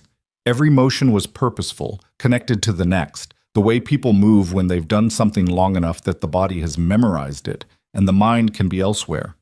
But his mind wasn't elsewhere. She could see that too. The attention he paid, the way he assessed the angle of the post before driving it. When the section was set, he walked over. Cody went to work on the next post without prompting, which said something about how they operated together. "How'd it go?" Ethan said. She showed him the USB drive, told him about the strategy memo, told him about the NDA landowners. He stood in the pasture with the wind coming at them sideways and listened to all of it. His jacket had mud on the elbow from where he'd knelt to check something, and he didn't seem to notice or care, which was one of many things Clara had cataloged without meaning to over the weeks she'd spent in Red Hollow. The particular indifference he had to how he appeared, the total absence of performance. "James can use this," she said. "Yes." He looked at the drive in her hand. "When does it go to state level?" James said next week. He's been in contact with the Texas Commission on Environmental Quality and the State Attorney General's office. With the strategy memo, she paused. With that, they have documented intent, not just a problematic project structure, actual intent. Ethan looked at the fence line, at the long flat expanse of his land going out in every direction. "My grandfather fought a different version of this," he said. "Different era, different form. Back in the 70s, there was a company that wanted to run a pipeline through this property, eminent domain arguments, political pressure." He paused. "He fought for 2 years, nearly lost everything twice. But he knew that if you give up the land, you give up everything that comes with it. The water, the history, the ability to hand something to the next generation that's actually worth something." "He won?" "He won." A pause. "He also died 3 years later. Heart attack. My dad always said the fight aged him." He looked at Clara. "But my dad also said he would have done the same thing, that some things are worth fighting for regardless of what the fight costs you." Clara thought about her $412, about the medical bill, about the Meridian job and the regional director path that had been receding for 6 years. "Do you ever regret staying?" she said. "After your wife died. You could have sold, moved somewhere easier." He took a moment before answering, which was his way. "I thought about it. First year, I thought about it seriously. Lily was 4. I was running this ranch alone, and I thought, maybe this is too much. Maybe easier is the right answer." "What changed?" He looked at the land. "I woke up one morning early, maybe 3 months after Sarah died, and it was one of those October mornings where everything is clear and cold and the light is right, and I went out to check the cattle, and I stood in the east pasture, and I thought, she loved this place. She walked this land. Lily was conceived in this house." He stopped. "I couldn't make myself leave something that still had that much of her in it." Clara said nothing. "There are things people tell you that don't require a response, only a witness." "So I stayed," he said. "And then staying became normal, and then normal became this." He gestured vaguely at the land, the house, the distant shape of the barn. "Which is enough. It's more than enough." Cody called something from down the fence line. Ethan raised a hand to indicate he'd heard. "Come to dinner tonight," he said to Clara. "I'll cook. Lily's been asking to show you something." "The spring," Clara said. He looked at her. "She told you." "Weeks ago. She's been building up to it." Clara paused. "She takes it seriously." Something moved in his face the way it did when Lily came up, that involuntary softening that he couldn't quite contain. "She does," he said. "She thinks of it as hers to protect. I don't know where she got that." He paused. "Actually, I do know where she got it." He walked back toward Cody and the fence, and Clara drove back toward town, and the day moved forward the way days did in Red Hollow. Slowly, visibly, with enough space around each hour to actually see it passing. Dinner was chili, which Ethan made from scratch, and which was better than anything Clara had eaten in weeks, and cornbread that was slightly uneven on one side because, Lily explained, the oven ran hot on the left. After dinner, as the sun was going down and the sky was doing the thing it did in West Texas, going through every shade between gold and dark blue in about 40 minutes, Lily put on her coat and her boots and stood at the back door with the patient authority of someone who has been waiting for the right moment for a long time. "Now," she said. "The light's right." The spring was half a mile from the house, down a slope through a stand of cedar and across a section of pasture that was lower and greener than the surrounding land because of the moisture below. Clara followed Ethan and Lily through the cedar trees in the last of the October light, Roy ambling along behind them at a pace that said he'd done this walk many times. She heard it before she saw it, a quiet sound, very low, the sound of water moving through stone. And then they came through the last of the cedars, and it was there. It wasn't dramatic. She thought later that she'd expected something more dramatic. A dramatic thing deserved a dramatic setting.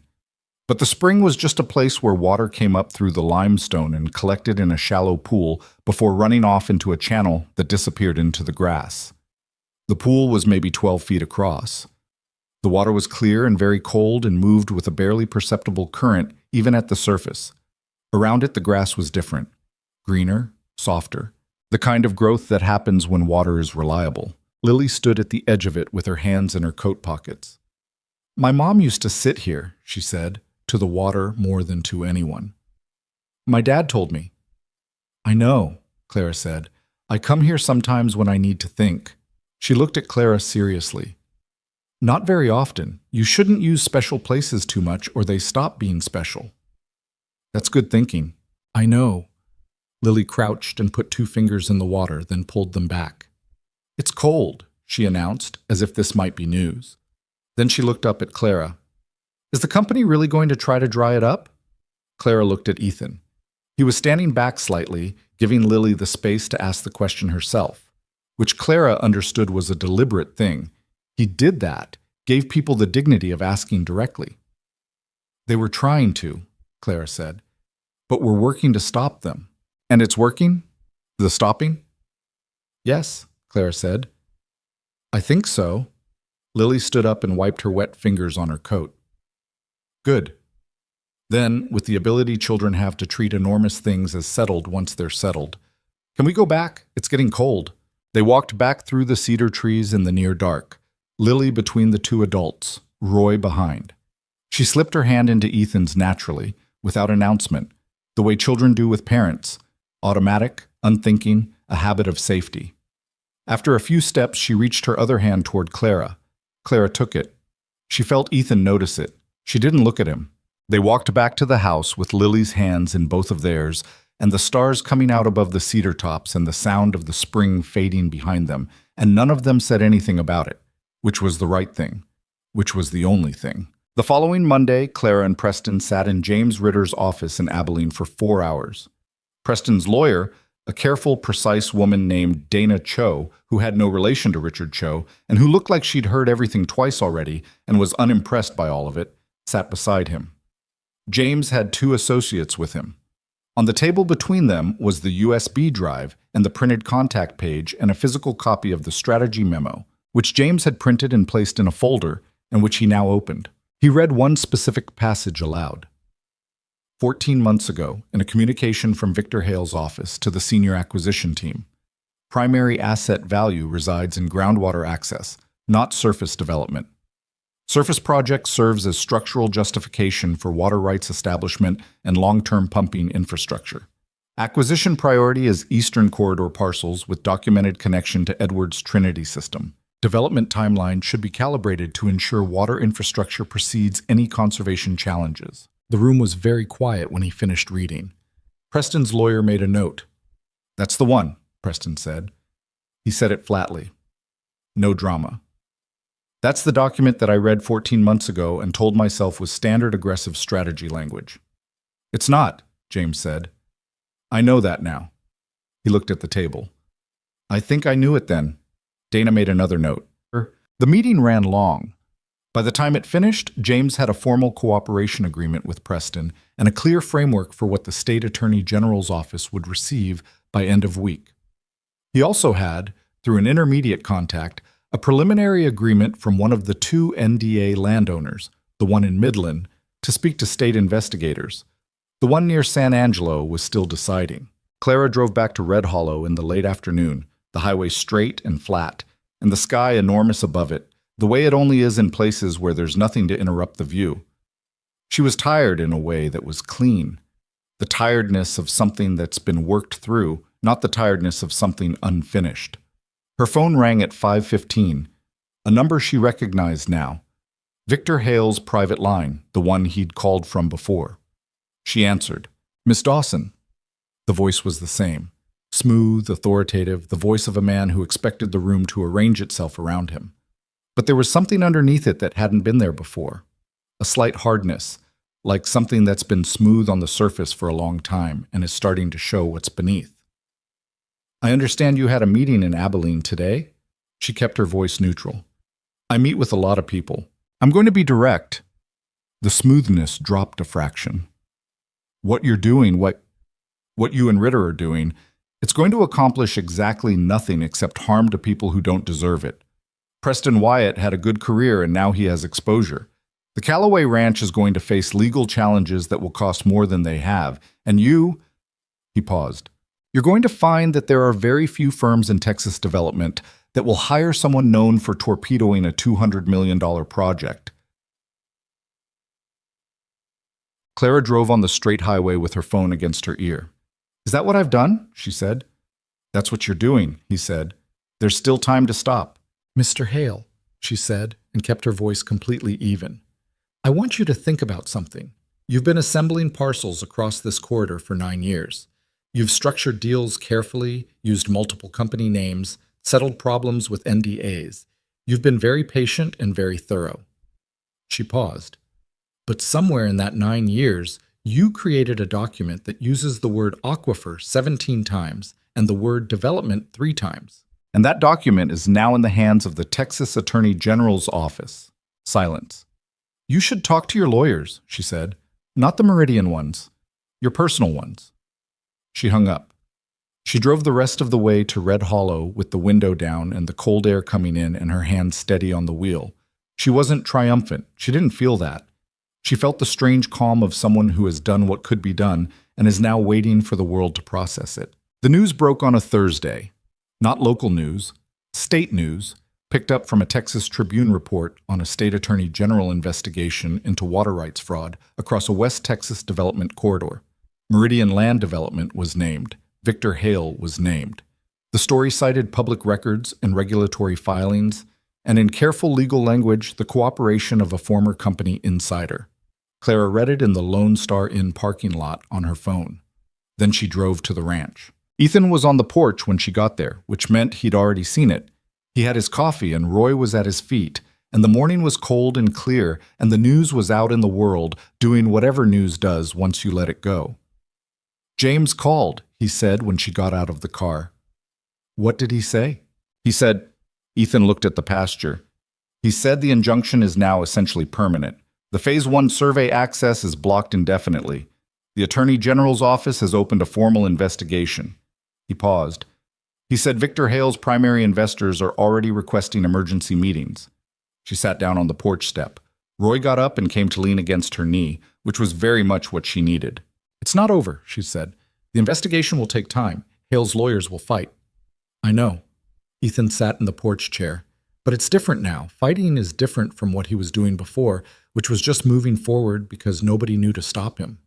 He looked at her. Somebody knew. She looked at her hands. They were cold.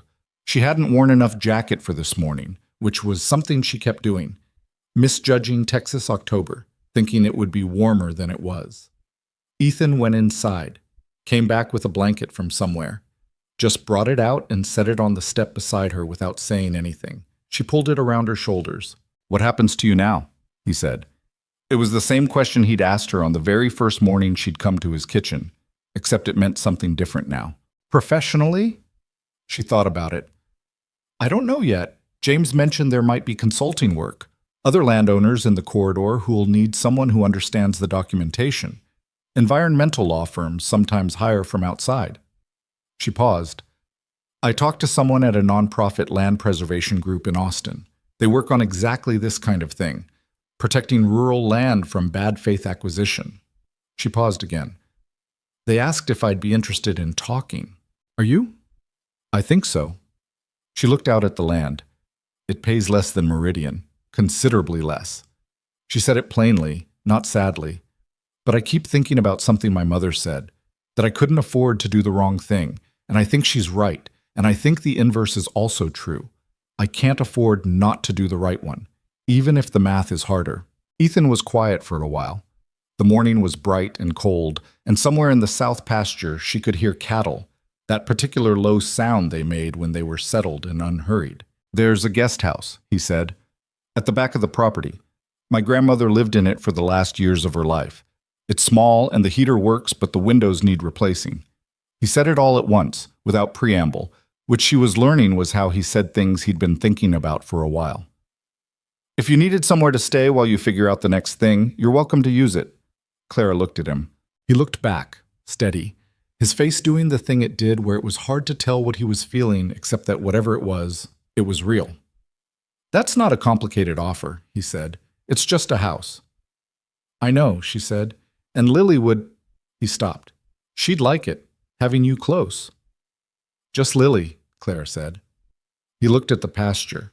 The ghost of something moved across his face. "No," he said. "Not just Lily."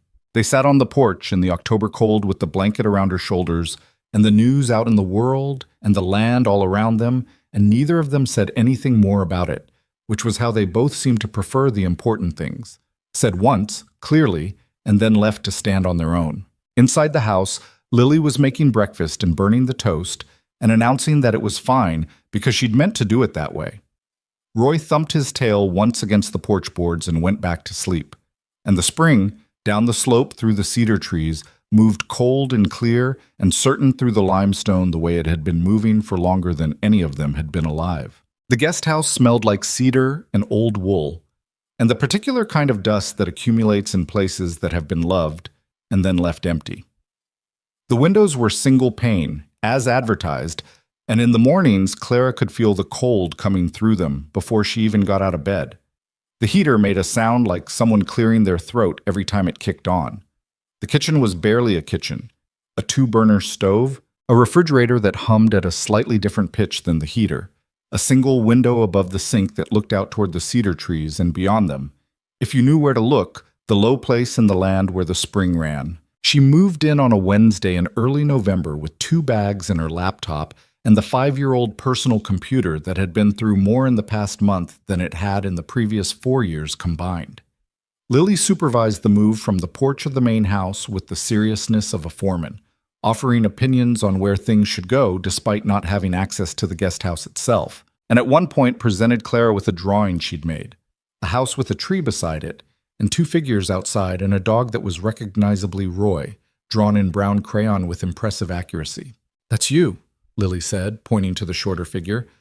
"I'm shorter than the tree," Clara said. "Trees are tall," Lily said, with the air of someone explaining basic physics. "That's not a criticism."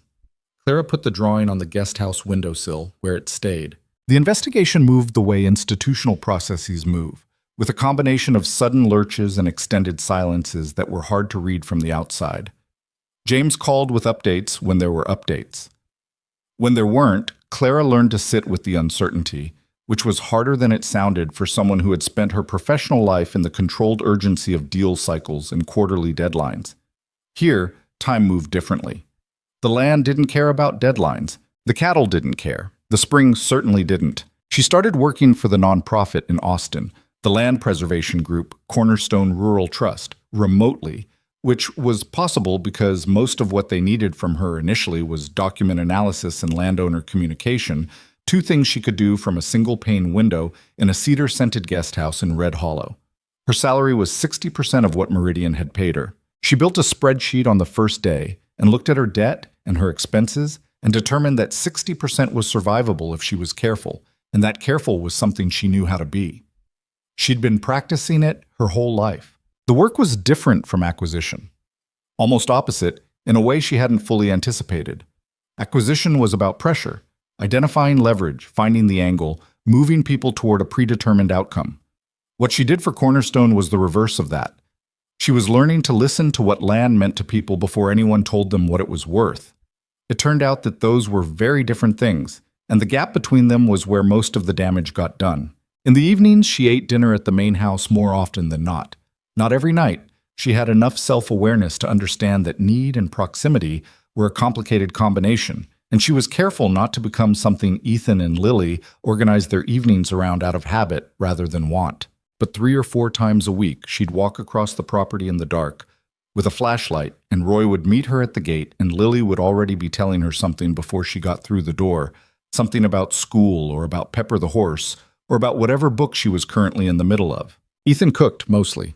He was a decent cook in the way of someone who'd had to learn out of necessity and had developed a functional repertoire: chili, brisket, a pasta dish that Lily called the orange one, which Clara suspected was just canned tomatoes and sausage, but which was genuinely good. Sometimes Clara brought things. She'd started going to the Abilene Farmers Market on Saturdays, partly because James's office was in Abilene, and she occasionally had meetings there, and partly because there was something grounding about the market, the ordinary human transactions of food and season. She'd bring back vegetables and cheese and sometimes a pie from a stand run by a woman named Dot, who had opinions about everything and shared them freely, which Clara found refreshing. The 3 of them ate dinner, and Lily talked, and Roy positioned himself under the table in hope. And the evenings passed in the particular way that ordinary life passes, when it's also, quietly, something more than ordinary. She and Ethan didn't talk directly about what was between them for a long time. They talked around it, through it, beside it, in the way of 2 people who have both been hurt enough by the unexpected that they developed a certain respect for things that couldn't be taken back. He'd lost his wife. She'd lost, well, not a person, but a version of herself she'd been building for years. The practical professional who kept her head down and closed deals and told herself the math would eventually work. Losing that version had been painful in ways she was still sorting out. Neither of them was in a hurry. But things have a way of arriving whether you're ready or not. It was a Saturday in late November, cold enough now that frost came at night and stayed on the grass until 10 in the morning. Lily was at a sleepover at a school friend's house. Her first sleepover, which she'd approached with an air of great adventure and mild terror. And Clara had come over to help Ethan repair the guest house windows, which had finally gotten cold enough that she'd mentioned them, and he'd said he'd been meaning to do that, and she'd said she'd help, which was how they ended up on ladders on a Saturday afternoon doing something practical that required proximity, and occasional hands passing things between them, and conversation that kept starting and stopping the way conversations do when people are doing something physical. They'd gotten 2 of the 3 windows done when it started getting dark. They packed up the tools and went inside, and Ethan made coffee, and they sat at the kitchen table. His kitchen, not hers, the familiar table with the coffee ring and the crayon drawings on the corner and Roy under the chair, and the quiet that settled between them was a different kind of quiet than usual. "You've been here 6 weeks," he said. "Almost 7. You still talk like you might leave." She looked at her coffee. "I talk like I'm aware that leaving is a possibility. That's different." "Is it?" She thought about it honestly. "I don't know, maybe not." He turned his mug on the table, a rotation without purpose. "When Sarah died, I told myself that it was a one-time thing, that what we had. That you don't find that twice, and it would be a kind of dishonesty to pretend otherwise." He looked at the mug. "I still think that's true, actually. I don't think you find the same thing twice. No, Clara said. But I've been thinking... He stopped. Tried again. I've been thinking that maybe that's the wrong way to frame it. Like you only get one kind of thing and everything else is lesser. He looked up. I don't think that's right either. Clara sat with that for a moment. She thought about her own history, the relationships she'd had that had been functional and ultimately empty, or the ones that had been meaningful and then ended because she'd been too focused on the version of her life she was trying to build to give the actual life in front of her enough attention. She'd made her choices. They'd been her choices. She owned them. I'm not Sarah, she said. I know that. He said it immediately, firmly, without any ambiguity. That's not... He shook his head. That's not what I'm saying. I'm saying that I've been using her as a reason to stay closed, and I think she would have found that... He almost smiled. She would have had opinions about that. What kind of opinions? Pointed ones. He looked at Clara. She wasn't a patient person. She had about zero tolerance for people not saying what they meant. A pause. Lily gets that from her. Lily is extremely direct, Clara agreed. She told me, by the way, Ethan said. About 2 weeks ago, she said, Dad, do you like Clara the way you liked Mom? And I said that was a complicated question, and she said, that means yes. Clara felt something happen in her chest that she couldn't quite classify. What did you say? I said she was probably right. The kitchen was very still. Roy was asleep under the table. Outside the window, the November dark had come all the way in, and the stars were doing what they did in Red Hollow without competition. I'm still figuring out who I am after this, Clara said. She said it because it was true, and because she thought he deserved the true version. Meridian wasn't just a job, it was how I understood myself. The practical one, the one who closed deals, the one who was going to pay off the debt and get the promotion and finally be stable. She paused. I'm not that person anymore, or not only that person, and I'm still working out what's left. I know, he said. I'm not easy, she said. I have a lot of debt and a job that pays significantly less than my previous one, and I spent the better part of 6 years being someone I'm not particularly proud of. You spent the better part of 6 weeks being someone I think is worth a lot, he said. Not warmly, not with any of the performance that statement might have come with from a different kind of man. Just factually, like something he'd observed and determined to be accurate.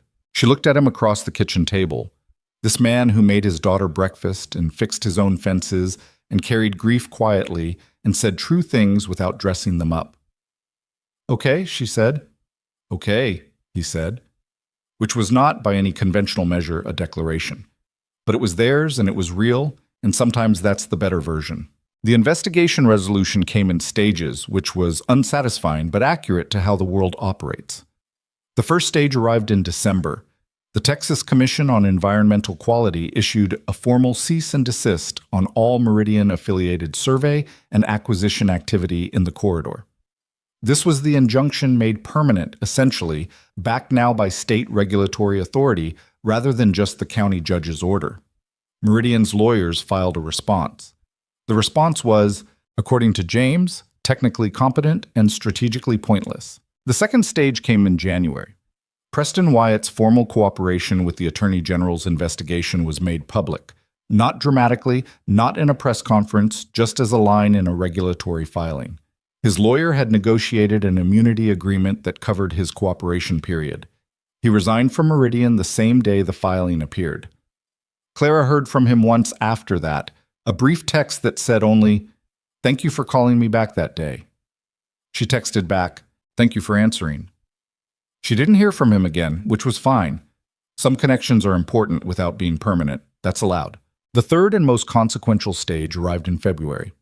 The Attorney General's office, working with federal investigators who had been brought in because several of the corporate structures crossed state lines, filed formal charges against Victor Hale personally. 14 counts. They covered fraud, conspiracy to commit water rights violations, and the charge that James said was the one that would stick hardest. A Texas statute specifically protecting landowners from deceptive acquisition practices involving environmental misrepresentation. The strategy memo, with its 17 uses of the word aquifer, was listed in the charging document as Exhibit A, Clara read the charging document at the kitchen table in the guest house on a cold February morning, with the heater clearing its throat and the drawing of the house and the tree and Roy on the windowsill. She read it carefully, the way she'd read every Meridian document, methodically, looking for gaps, looking for what was said and what wasn't. There were no gaps. James had done his job thoroughly. She called him. "Is it enough?" she said. "For conviction?" He sounded more awake than any person had a right to be at 7:30 in the morning. "Honestly, I think Hale takes a deal before trial. His lawyers know the exhibit list. They've seen the strategy memo. They know Preston is cooperating. A deal gets him less time, more control over the outcome." A pause. "But the charges stand either way. The regulatory findings stand. The land protection stand. Those aren't conditional on a conviction. And the corridor, the other parcels? The cease and desist covers all affiliated activity. His investors have already walked, publicly, with statements about being unaware of the water rights strategy, which I don't fully believe, but it doesn't matter what I believe. The financing is gone. The project is structurally dead even without the legal process." He paused. "Red Hollow is protected. The other parcels in the corridor are protected. That's what we set out to do." Clara sat at the table for a moment after hanging up. She thought about October. The silver Tahoe and the company laptop and the travel mug of cold gas station coffee and the pasture fence and the man she'd told to move his tractor. 4 months. It felt longer and shorter simultaneously, the way significant time tends to. She put on her jacket and walked across the property to the main house. The February morning was cold and gray, and the grass was frost-silvered, and she could see her breath. Roy met her at the gate. Ethan was in the kitchen. Lily had already left for school. She was old enough now to ride the bus, which she did with the pride of someone exercising a new freedom, standing at the end of the ranch road every morning with her backpack and her book. The kitchen smelled like coffee and the particular morning smell of a house where people live and work. Not a showpiece, just a place. She told him about the charges. He listened the way he always listened, just fully, without interrupting, his coffee in his hand. When she finished, he was quiet for a moment. Then he said, 14 counts. 14. He nodded once, set his coffee down, looked at the window. She'd seen him receive many things in this kitchen over the past months. Legal updates, logistical problems, a calf that had been sick for a week and hadn't pulled through, all the small and large griefs of running a ranch and raising a child alone. He received things in a particular way, with a stillness that wasn't numbness, more like the way a strong structure absorbs force. It moves slightly, registers it, holds. "He's not going to walk away from it," she said, "even with a deal. This doesn't just go away for him." "No." He looked at her. "Does it feel like enough?" She thought about the 17 families. She thought about Preston's face in Patsy's diner. She thought about Lily at the spring saying, "I come here sometimes when I need to think." She thought about Sarah, who she had never met and would never meet, who had loved this place enough that leaving it felt like losing her twice. "It feels like what's possible," she said, "which is not the same as enough, but it's what there is." He thought about that. "That's honest." "I've been trying to be." They stood in the kitchen in the February cold with their coffees and the heater going and the ordinary morning sounds of a working ranch coming through the walls. And she thought about the question she'd asked herself in the Lone Star Inn parking lot all those months ago. What happens to you now? And how different the answer was from anything she could have anticipated. The land preservation work with Cornerstone expanded in the spring.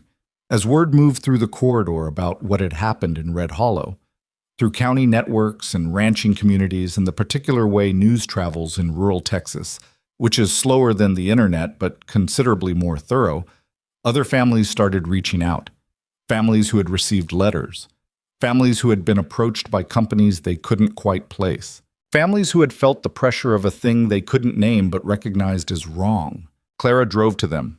She sat in their kitchens and on their porches and in their feed stores, and she listened before she spoke, which was a discipline she'd had to learn deliberately and was still learning.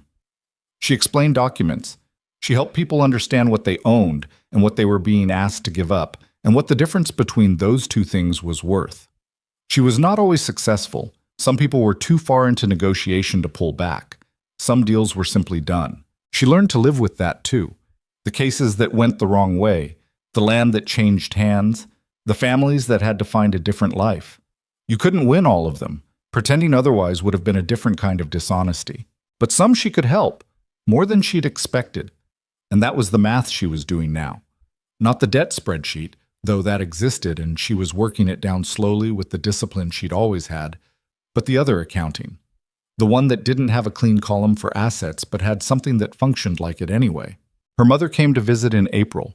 She drove up from Corpus Christi in her own car, which she'd had for 12 years and which ran on will and maintenance, and arrived at the Callaway Ranch on a Saturday afternoon. Clara had described the place to her on the phone, but descriptions of land rarely land right until you're standing on it. Her mother stood at the front gate and looked at the pasture and the house and the cedar trees and the long flat sky and said quietly, "Oh, baby." "I know," Clara said. "You live in that little house?" "The guest house, yes." Her mother looked at it, looked at the main house, looked at Clara with the particular expression of a woman who had been watching her daughter circle something for 30 years and had been patient about it. "And the man," her mother said. "His name is Ethan. And his daughter, Lily. She's going to talk to you about books." "I like books." Her mother put her arm around Clara's shoulders. "You look different." "Different how?" Her mother thought about it. "Like yourself?" she said finally. "Like the version of you that was always in there behind the other version." Clara didn't say anything to that. She let it stand the way true things sometimes need to stand without response. Not because there's nothing to say, but because saying something would make it smaller. Lily came out onto the porch and looked at Clara's mother with assessment that was instantly, specifically, Lily. "Are you Clara's mom?" "I am." "You have the same nose," Lily said with the factual satisfaction of someone who has confirmed a hypothesis. "Do you want to see my horse? Her leg is better. She was limping, but now she's not." Clara's mother looked at Clara. "I want to see her horse," she said. "I know," Clara said. Ethan came out onto the porch and shook Clara's mother's hand with the quiet, unperforming courtesy that was simply how he was. And her mother looked at him for exactly the length of time she needed to, and then said she was very glad to meet him, and meant it in the way she meant things, which was completely. They ate dinner on the porch that evening, despite the April cold, because Lily had decided the porch was the right place, and Lily's hospitality decisions were, by this point, essentially policy. There was brisket and cornbread and something her mother had brought from Corpus Christi that was her grandmother's recipe, sweet potato something, which Lily ate 2 servings of and then required the recipe, which Clara's mother gave her with full seriousness. After dinner, when Lily had gone inside to read and Ethan had gone to check the cattle and Clara's mother had her coffee and the stars were coming out in the big Texas sky, her mother said, "Are you happy?" Clara thought about it, really thought, because her mother deserved that. "Not the way I thought happiness was supposed to feel," she said. "It's not. I thought it would feel like relief, like you'd been uncomfortable for a long time and suddenly you weren't." She looked at the stars. "It's more like I feel like I'm in the right place doing the right things with the right people, and that's not comfortable exactly. The work is hard, the money is tight. There are still problems every day." She paused. "But I feel like I'm actually here, not somewhere else trying to get somewhere." Her mother drank her coffee, looked at the stars, said, "That's better than happy." They sat on the porch until it got too cold, and then went inside, and that was the visit, and it was enough. Victor Hale accepted a plea agreement in May. 11 of the 14 counts, reduced sentencing in exchange for cooperation with the federal component of the investigation. The plea was reported in the Texas Tribune and briefly in national business media, and then the news cycle moved on the way news cycles do, because the world contained many things, and not all of them got to stay in the foreground. What stayed in the foreground for the people it mattered to was the result. Meridian Land Development's Red Hollow project was formally terminated. The parent company restructured under bankruptcy protection. The corridor parcels, the ones Hale had been assembling for 9 years, were now encumbered by regulatory findings that made their value for water rights exploitation essentially zero. The families who had been approached, the ones who hadn't yet signed, were, in the language of the Attorney General's office, protected from the deceptive acquisition practices documented in the case. James Ritter sent Clara a bottle of wine and a card that said, in his characteristically efficient handwriting, "We did what we set out to do. Good work." She put the card on the refrigerator in the guest house beside Lily's drawing of the house and the tree and Roy. On the evening the plea agreement was announced, Clara walked down to the spring alone. It was May, and the cedar trees were green now, and the grass around the spring pool was thick and bright, the kind of growth that comes from reliable water. She sat on the limestone edge the way Lily had described sitting, close enough to put her fingers in if she wanted, though she didn't right away. She just sat. She thought about the first time she'd stood on this land, in her wrong boots with her clipboard, telling a man to move his tractor. The arrogance of that morning, which hadn't been cruelty but had been something almost worse, indifference.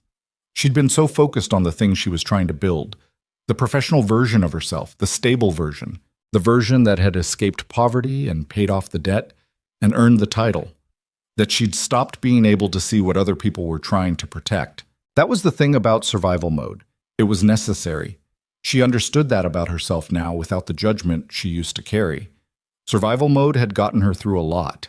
It had also, for a long time, prevented her from seeing that surviving wasn't the same as living, and that the difference mattered. She put her fingers in the water.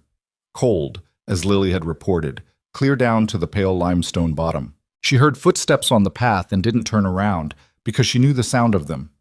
Ethan sat down beside her on the limestone, not close enough to be crowding, just close enough to be there. He looked at the water the way he looked at most things, with full attention that didn't announce itself. "Lily wanted to come," he said. "I told her you might need a minute." "That was perceptive of you." She argued, "I had to deploy the bedtime is non-negotiable line." "How'd that go?" "She went to bed under protest and is definitely reading under her covers with a flashlight right now." Clara smiled. "She gets that from somewhere." "Probably." He picked up a small piece of limestone and turned it over in his hand. "It's done then. The legal part." "The legal part," she said. "The other parts take longer." "Most things do." They sat by the water in the May dark with the cedar trees around them and the stars above doing their reliable work. Somewhere back at the house, a light was on in Lily's window, which confirmed the flashlight hypothesis. "I was thinking," Ethan said after a while. "About what?" He turned the limestone piece in his hands, set it down on the edge of the pool. "About a foundation, land preservation. James has been talking about structuring something, a formal organization that could hold conservation easements for ranching families in the corridor. Use the legal precedent from this case to create something more durable." He looked at the water. "He thinks there's grant funding available, environmental law organizations that would support it." A pause. "He thinks whoever runs the landowner communication and documentation side of it would need to know acquisition law and be good with people and understand what the families are actually trying to protect." Clara looked at him. "I'm not trying to make your professional decisions for you," he said. But Cornerstone is in Austin, and Austin is 3 hours away, and..." He stopped. Tried again. "I'm better at fixing fences than I am at this kind of thing, saying things." He looked at the spring.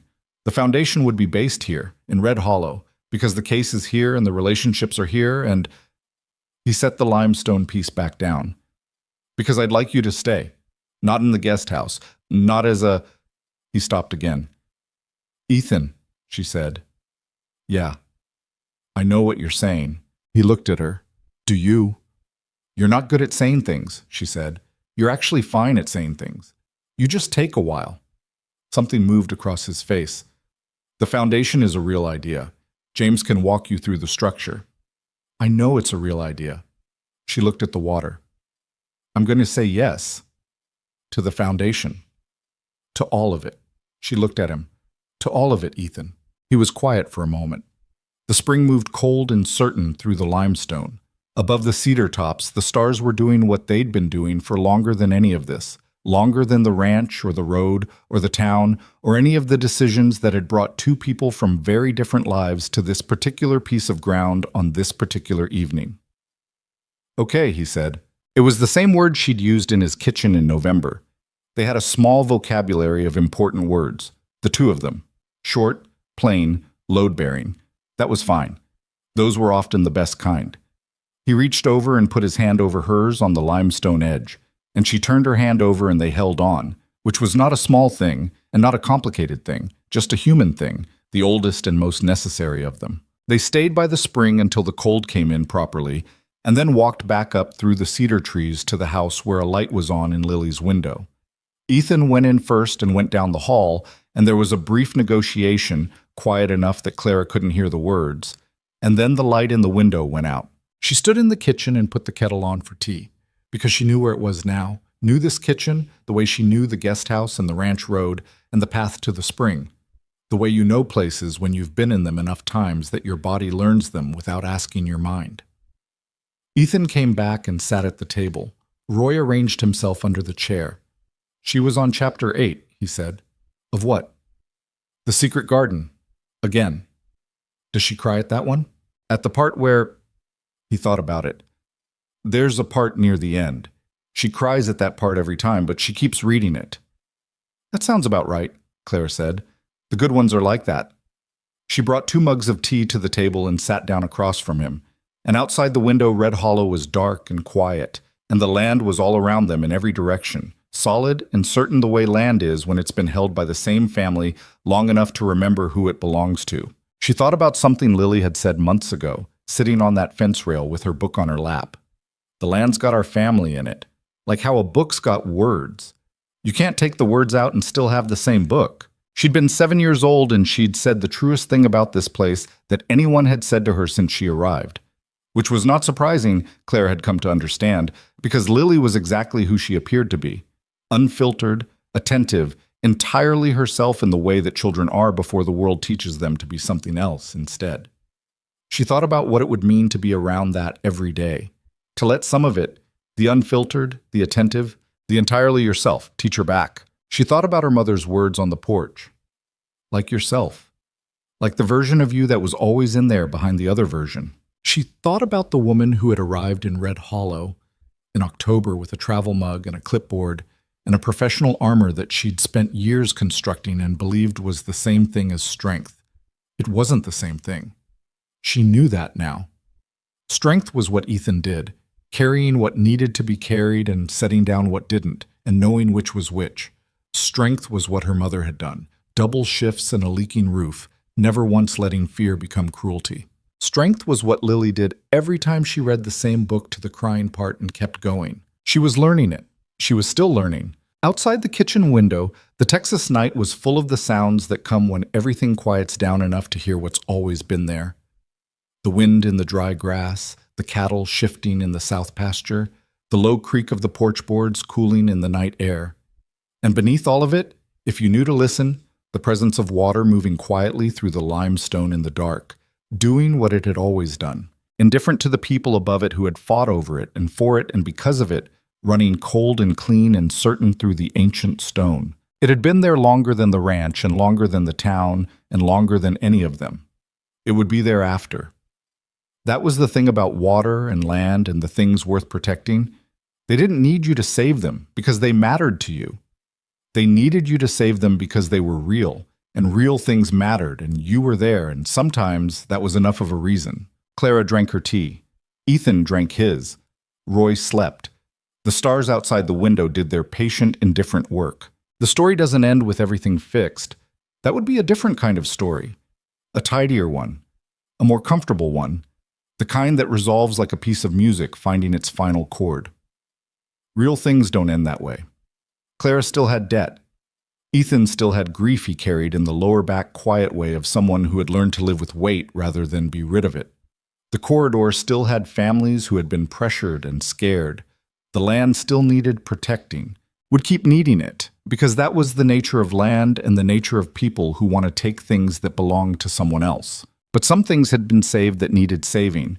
Some truth had been brought out of the dark of legal annexures and corporate structures and the particular cowardice of looking away from what you know is wrong. Some water was still running that might not have been. Some people were still on their land who might not have been. And 2 people who had come to the same place from very different directions had found that the place itself had something to say about where they ought to be. That's not a small thing. In a world that produces plenty of the other kind, it is, in fact, very far from small.